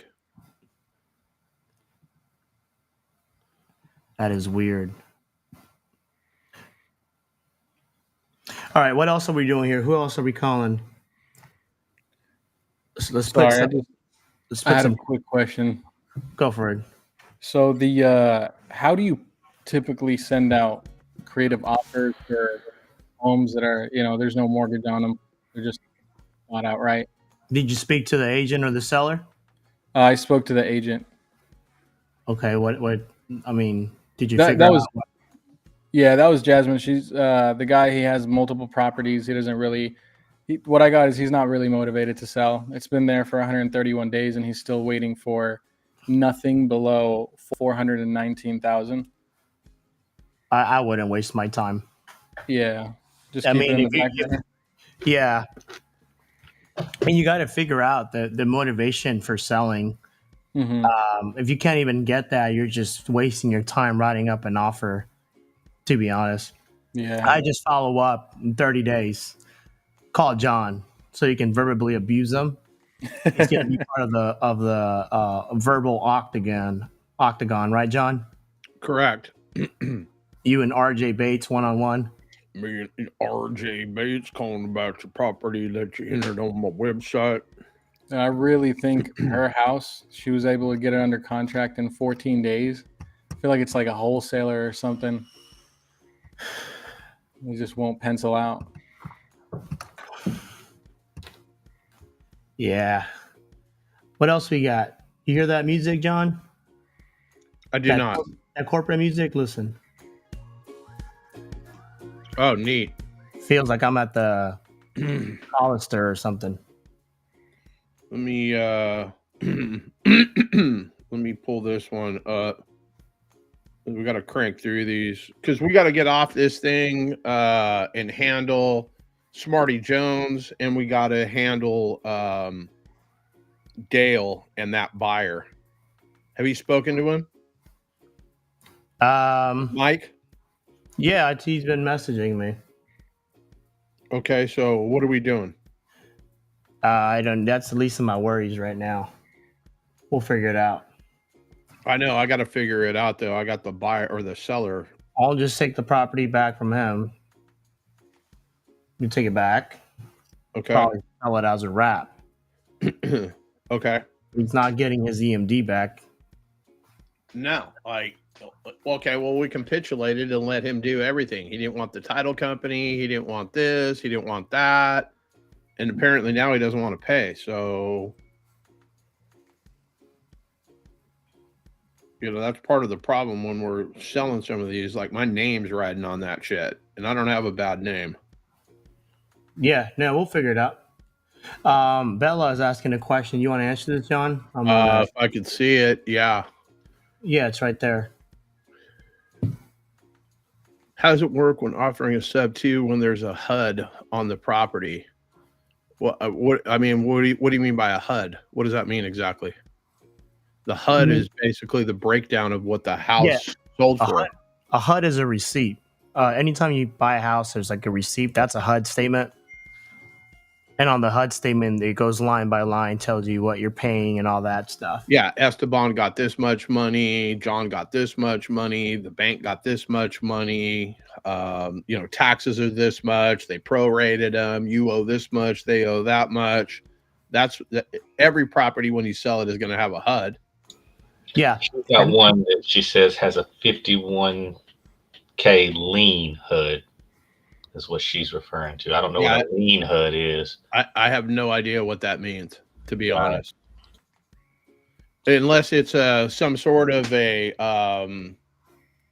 could be just a lien, right?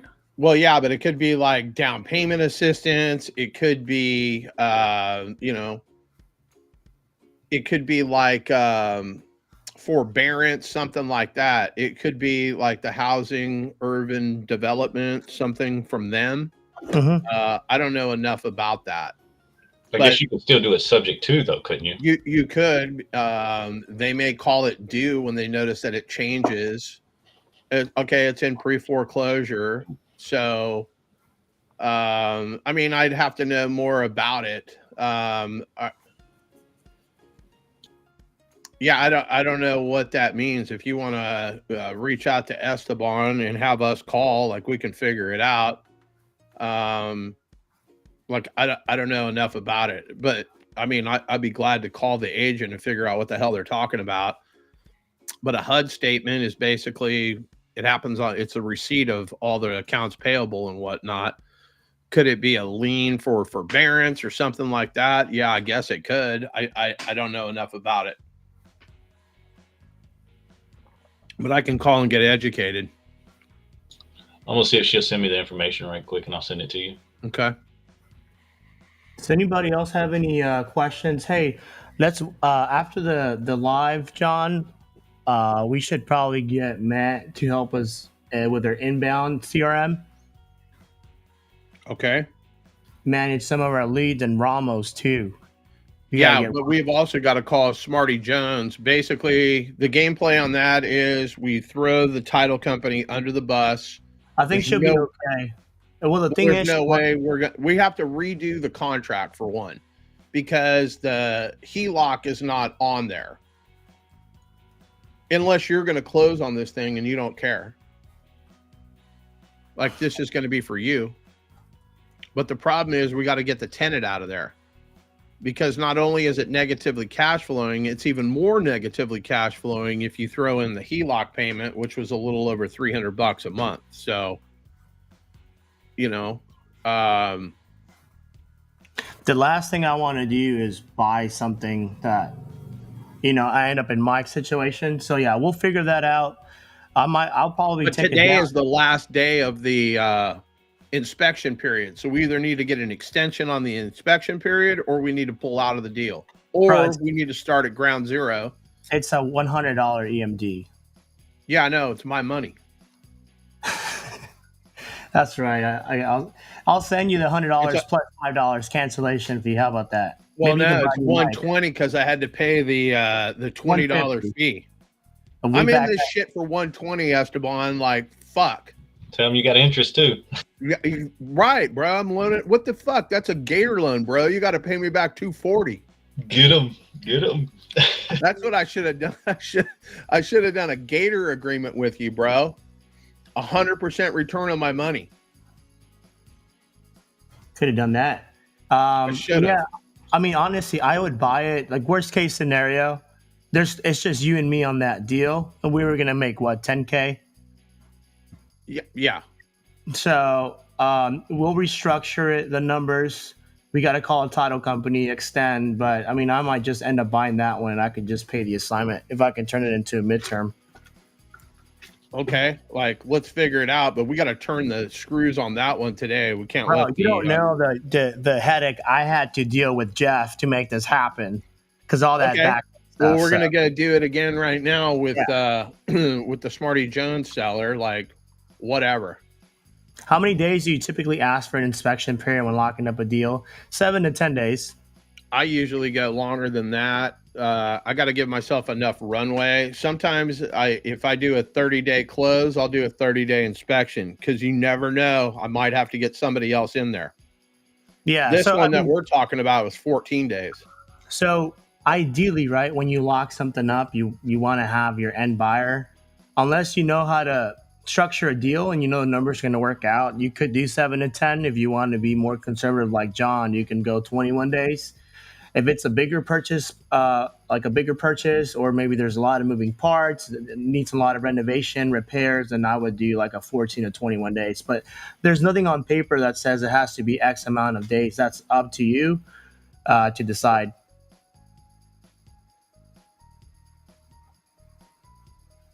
Any other questions? Mel stepped out. Have you had any traction, Ramos? Like with anything? Yeah, I actually got one that I'm closing on. I've already turned it into the title company. Oh, that's awesome, bro. What city? It's here in my hometown. Nice. It's not a sub-2 deal though. I'm just buying it outright. It was a tax. I found it on the tax website that it was coming up for auction, and Nice. went through that whole process and worked out a deal with the seller. Literally, I'll probably be paying like $3,500 for the property to the seller. Nice. Yeah, not a bad deal.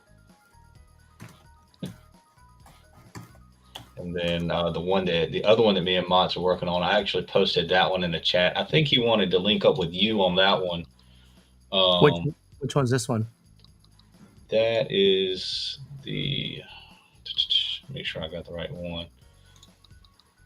It's kind of expensive. I think that's kind of why he wanted to talk with you about it.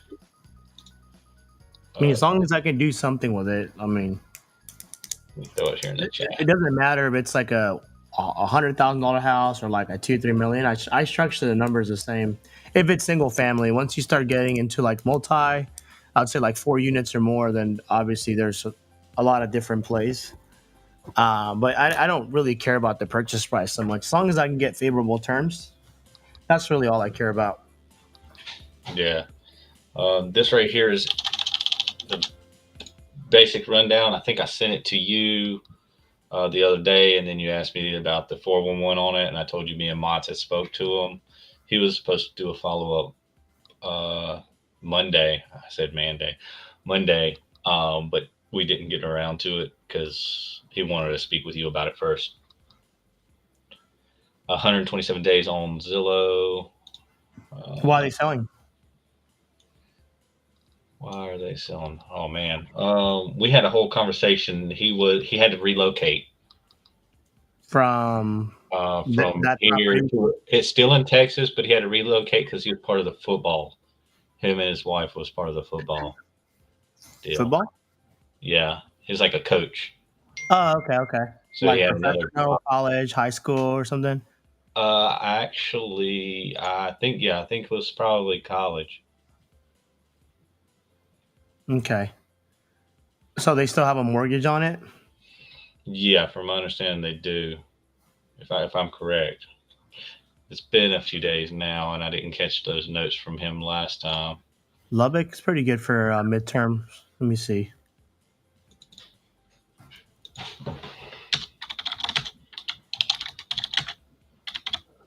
Oh wow, 5-bed, 3-bath.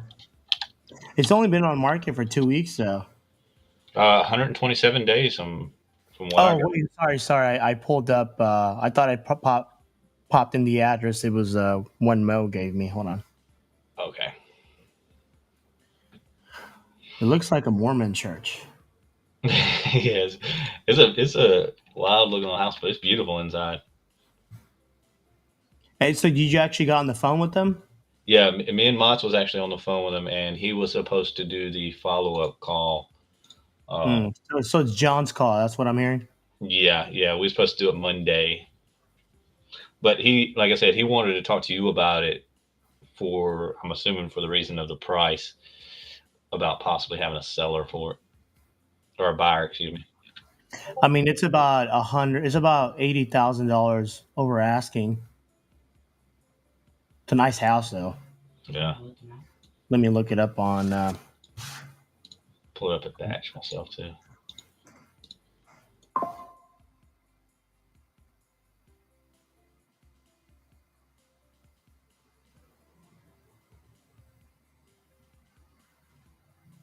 Oh, it's in a nice. There's a church close by.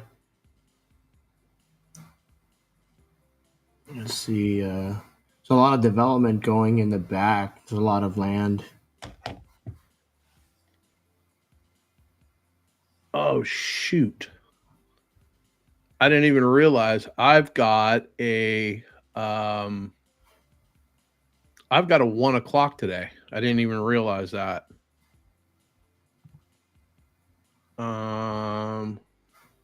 Shoot, today. Well, let's run the live for another 10, 15 minutes, and then we can handle all the back end because I need to plug in with Matt and Ramos anyway. Okay, yeah. And then we just need to iron out the back end. So I basically told Eric, hey, that's not my lane, blah, blah, blah. And then it was everybody's fault but Eric's, apparently, which is fine. I'm going to handle everything moving forward. Bella, Bella's always showing up too. I got to find a way to plug in Bella with us. All right. Are you still here, Bella? What's this deal with Uxbridge? Did we call? Yes, you did call. Mm-hmm. That's the football. Yeah. I'm talking about, did you guys just call? Because I was on another call. Oh, no. And she has not returned my phone call. Let me see. That's that one. This one. Where is... Damn. What did I might be on my... Or she came in here. Let me see here. Because I've got her cell phone. Aaron. Right here. Let's call again.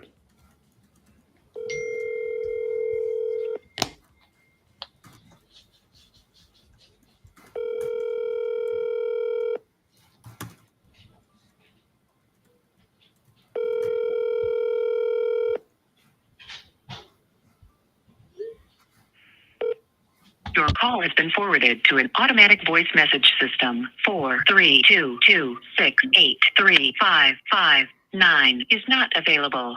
At the tone, please record your message.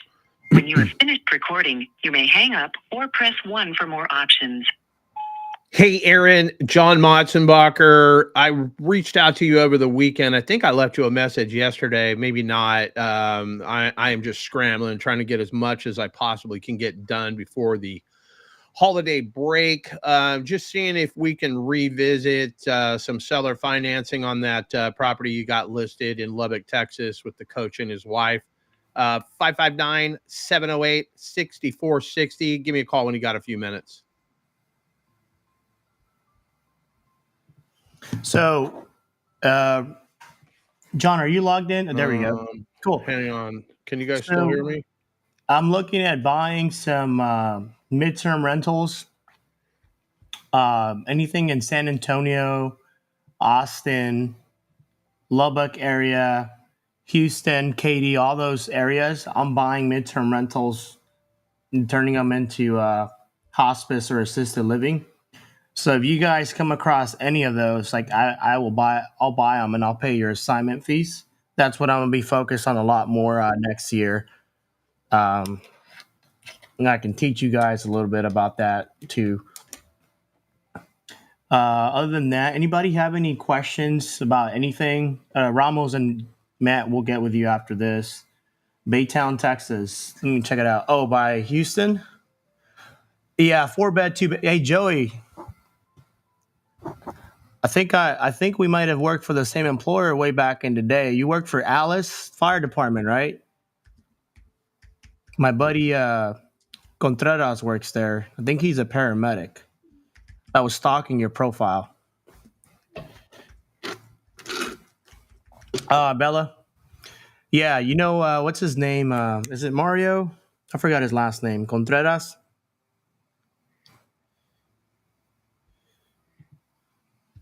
Ali Contreras. We used to be partners back in the day, back at Hidalgo County. Small world. Yeah, 4 bed, 2 bath. Bella, you said, what about Baytown? Let me check Baytown. I think that's like Houston area.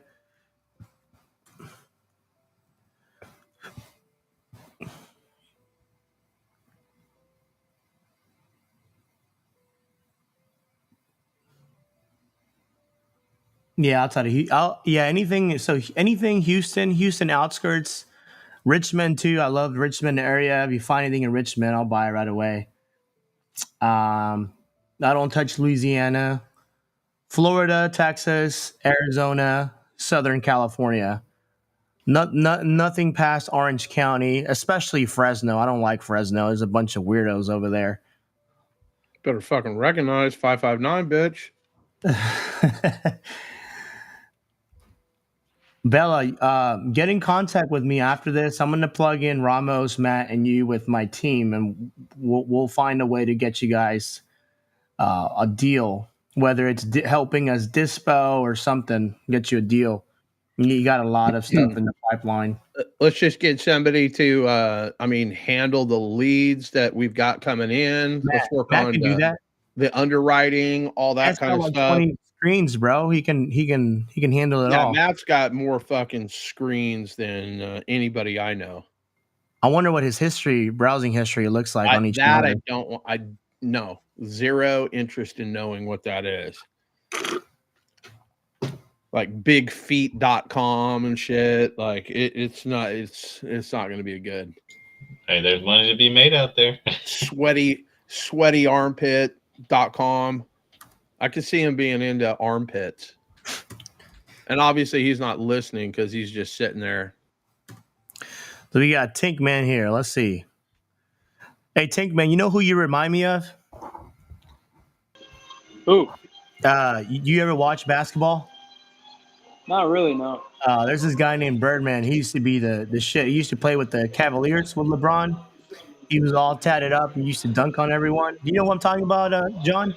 Yeah, absolutely. Yeah, let me show you. Hold on.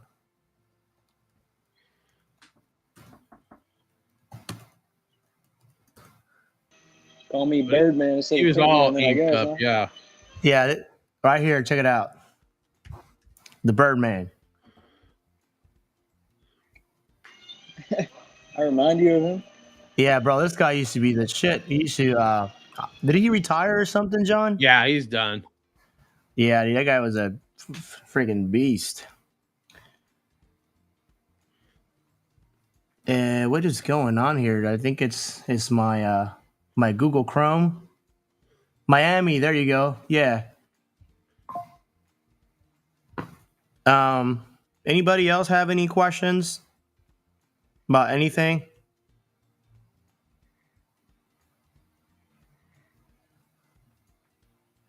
Jeff keeps I was just going blowing to tell up. you that that property in Greenlee did not work out.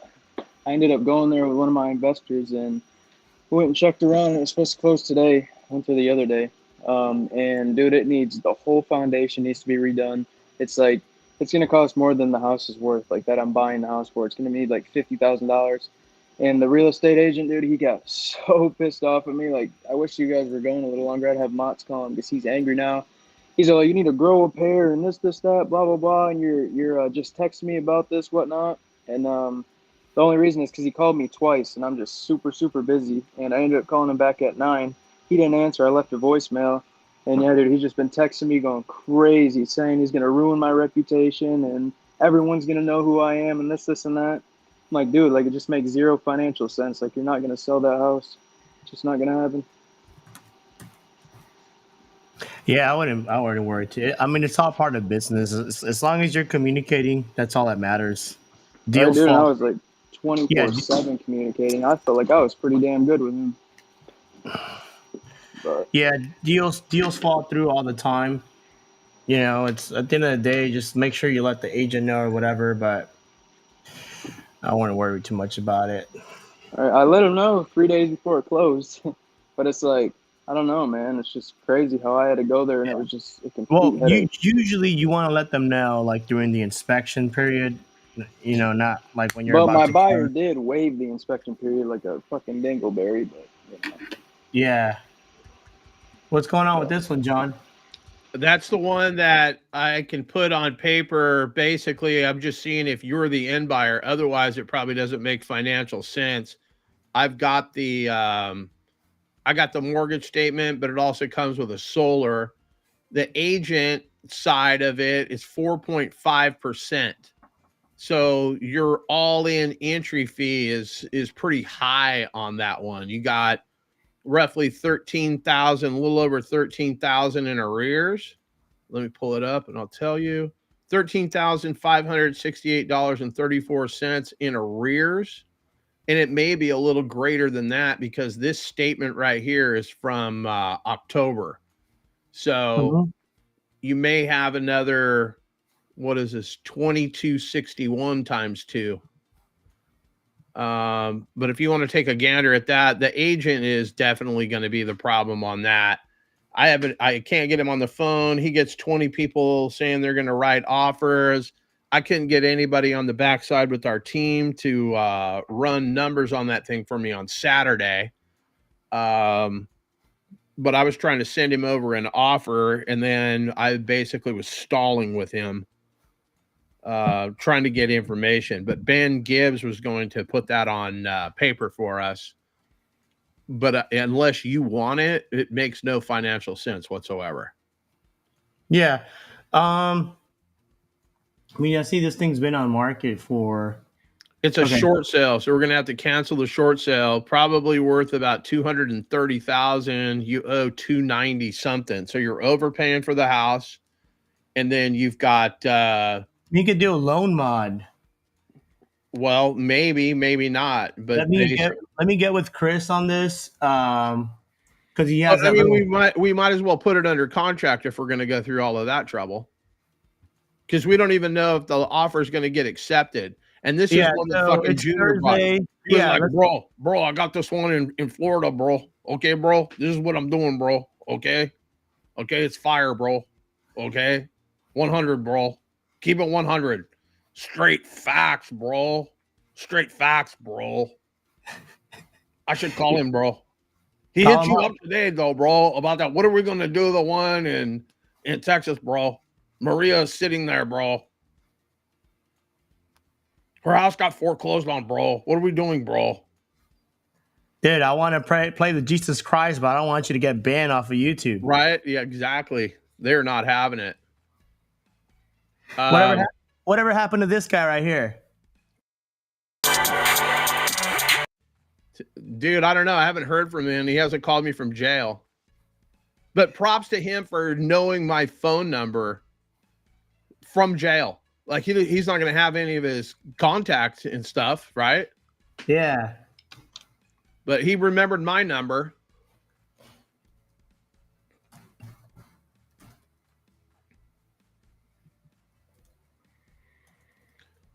But let me know what you want to do, bro. If you want to put it under contract, bro. Keep it 100, bro. Bro.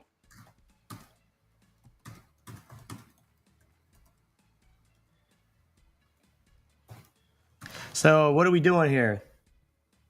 I'm doing whatever the fuck I want. Did you hear otherwise?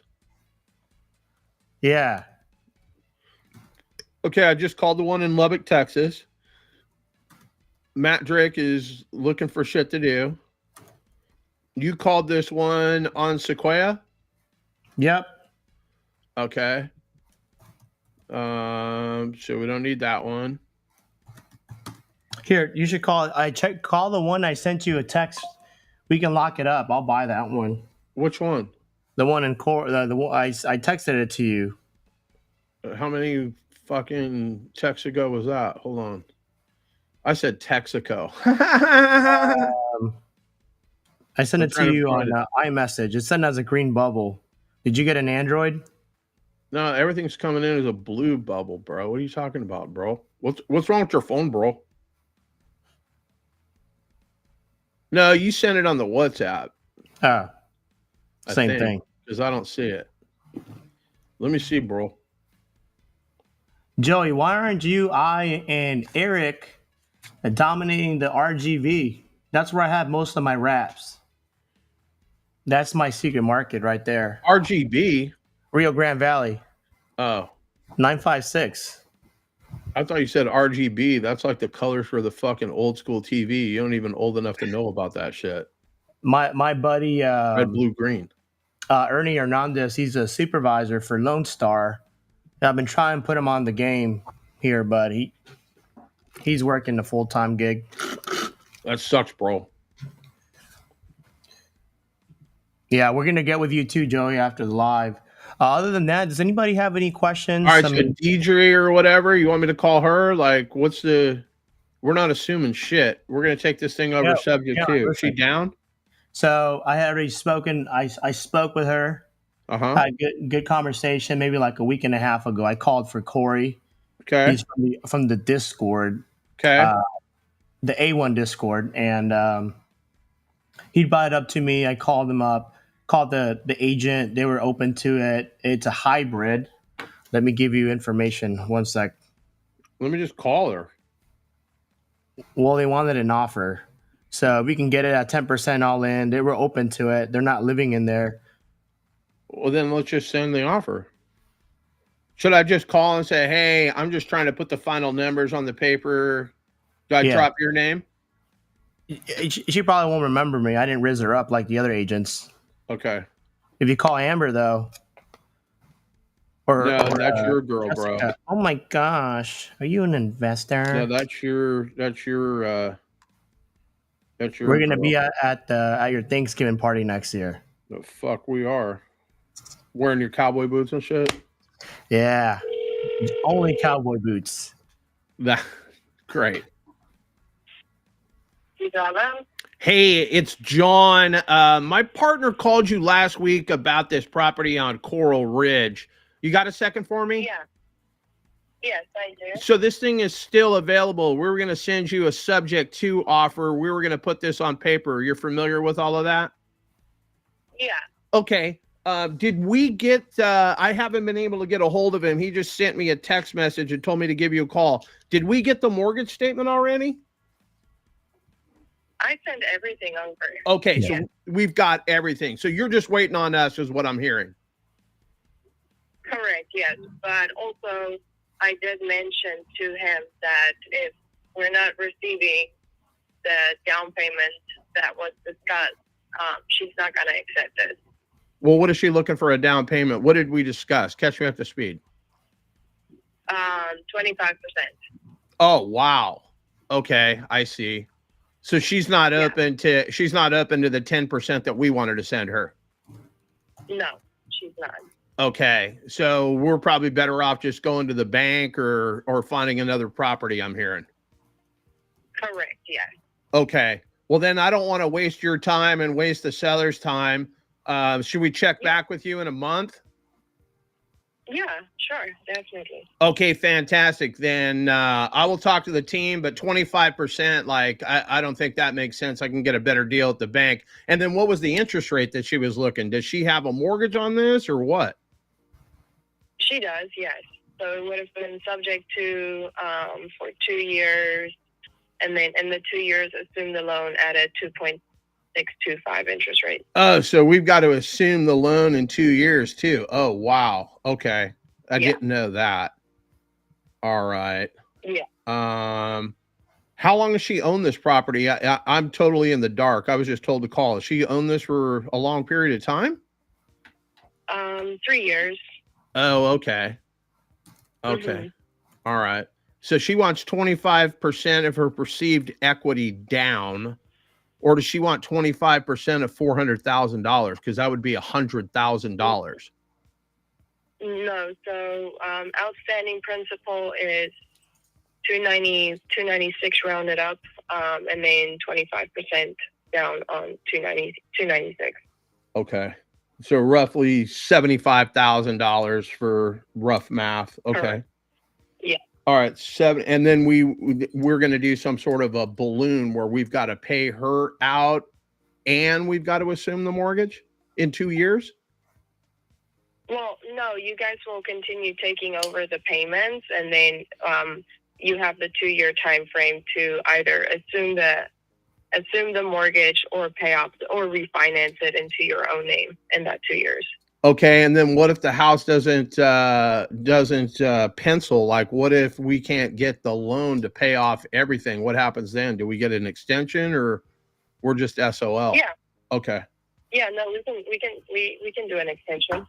All right. Let me see what I can do. Let me get with my team, and then if everybody is down for that, then I will shoot you over an offer before the sun sets today. Fair enough. Okay. Awesome.com. I appreciate it. Thank you. Of course. Thank you. Bye-bye. Okay. Bye-bye. Okay, so 25% down, Esteban. You're going to have $75,000 to buy that house, and then you're going to have to assume her loan, which is another fucking fees and whatnot in 2 years. Like, that's just not a deal. Yeah. Fuck her. Fuck that house. We'll call her in a month. See if her tune has changed. I can get her to a 10%. We had a pretty good conversation. Oh, okay. Well, then you should do that, because to me, she doesn't sound like she's off that 25% at all. Yeah, I'm handling Jeff right now, and then I got to handle Mike, and then I got to handle these knucklehead VAs. I don't know why they're messaging me. They should be messaging my assistant, Eric, but I got to deal with knuckleheads. Yeah, well, you're a knucklehead magnet. Dude, apparently. That's why we need Ramos and Matt and Mo. Oh, we definitely need to take care of it. Yeah. All right, so what else do we have? We called that one. Ramos, I called the Uxbridge. No, I mean, I've left messages. She has not returned my call yet. Yeah, we've hit all mine already. Okay.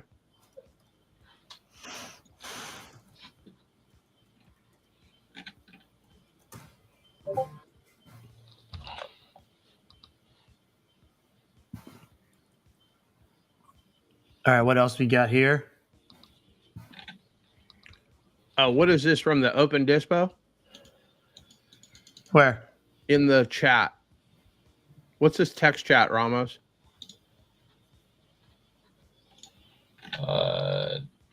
In the private chat, I hit this Google Docs, and it's got a text chat from that agent. Oh, this was a conversation. This is just information that I saved. The whole message, all the conversation that we have between each other. Okay. Yeah.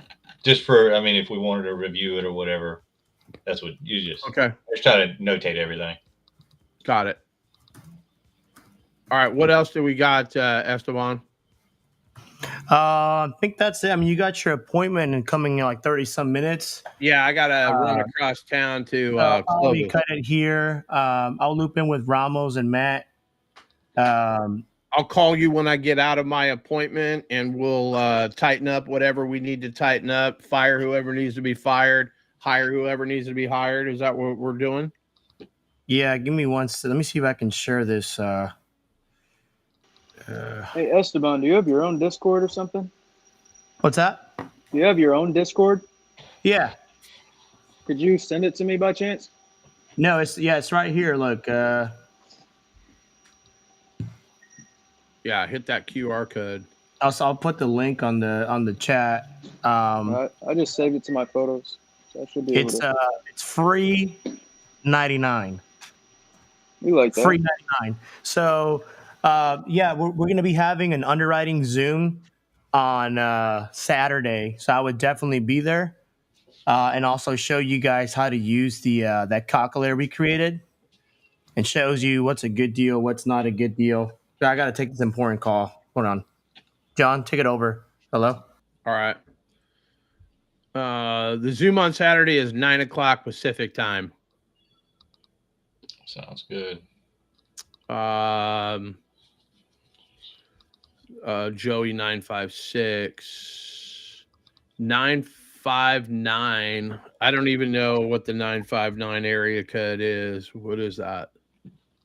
Let me see. That's Hartford, Connecticut. Yep. No, the only thing 959 is when I was a kid, I wanted a 959 Porsche. They only made 200 of those per year. They only made them. They were 4-wheel drive. They only made them for Pikes Peak so they could qualify to race those things. But that's like a car. They were against the law here. You couldn't import them into the States. But you used to be able to get a kit and throw it on a 911 and basically have a fake 959. But that was like a poster I had on my wall. That's the car that I wanted when I got older, but I could never get it, obviously. I think you can bring them in now. I'm not sure. 959 Porsche. Anybody else? 959 is secret spot. He wants you in. Yeah, no, not going to happen. Not going to happen.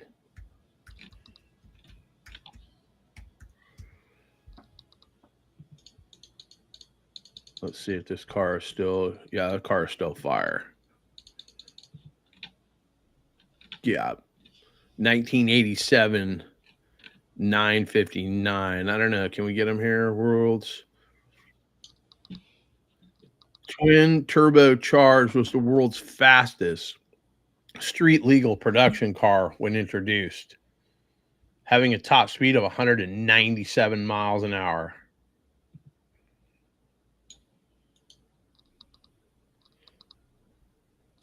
Yeah, that was a sick ass car.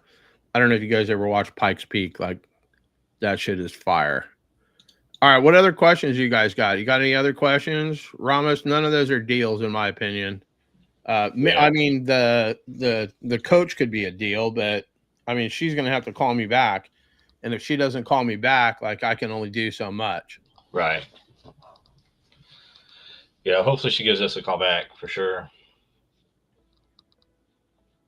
Yeah, I did see that, Mo. And the Tesla truck was actually pulling one of those on a trailer, racing one of those. Yeah, I did see that. I think that truck is ugly, but I don't know. Maybe it will grow on me. I have no idea, but I've got a Tesla. I sold my Mercedes AMG when gas prices started going through the roof. I got tired of it. And I bought the Tesla. I just bought one. I didn't even think I was going to like the car. My kids were basically twisting my arm to do that. And I really do enjoy the technology as far as that goes. A Senna land deal.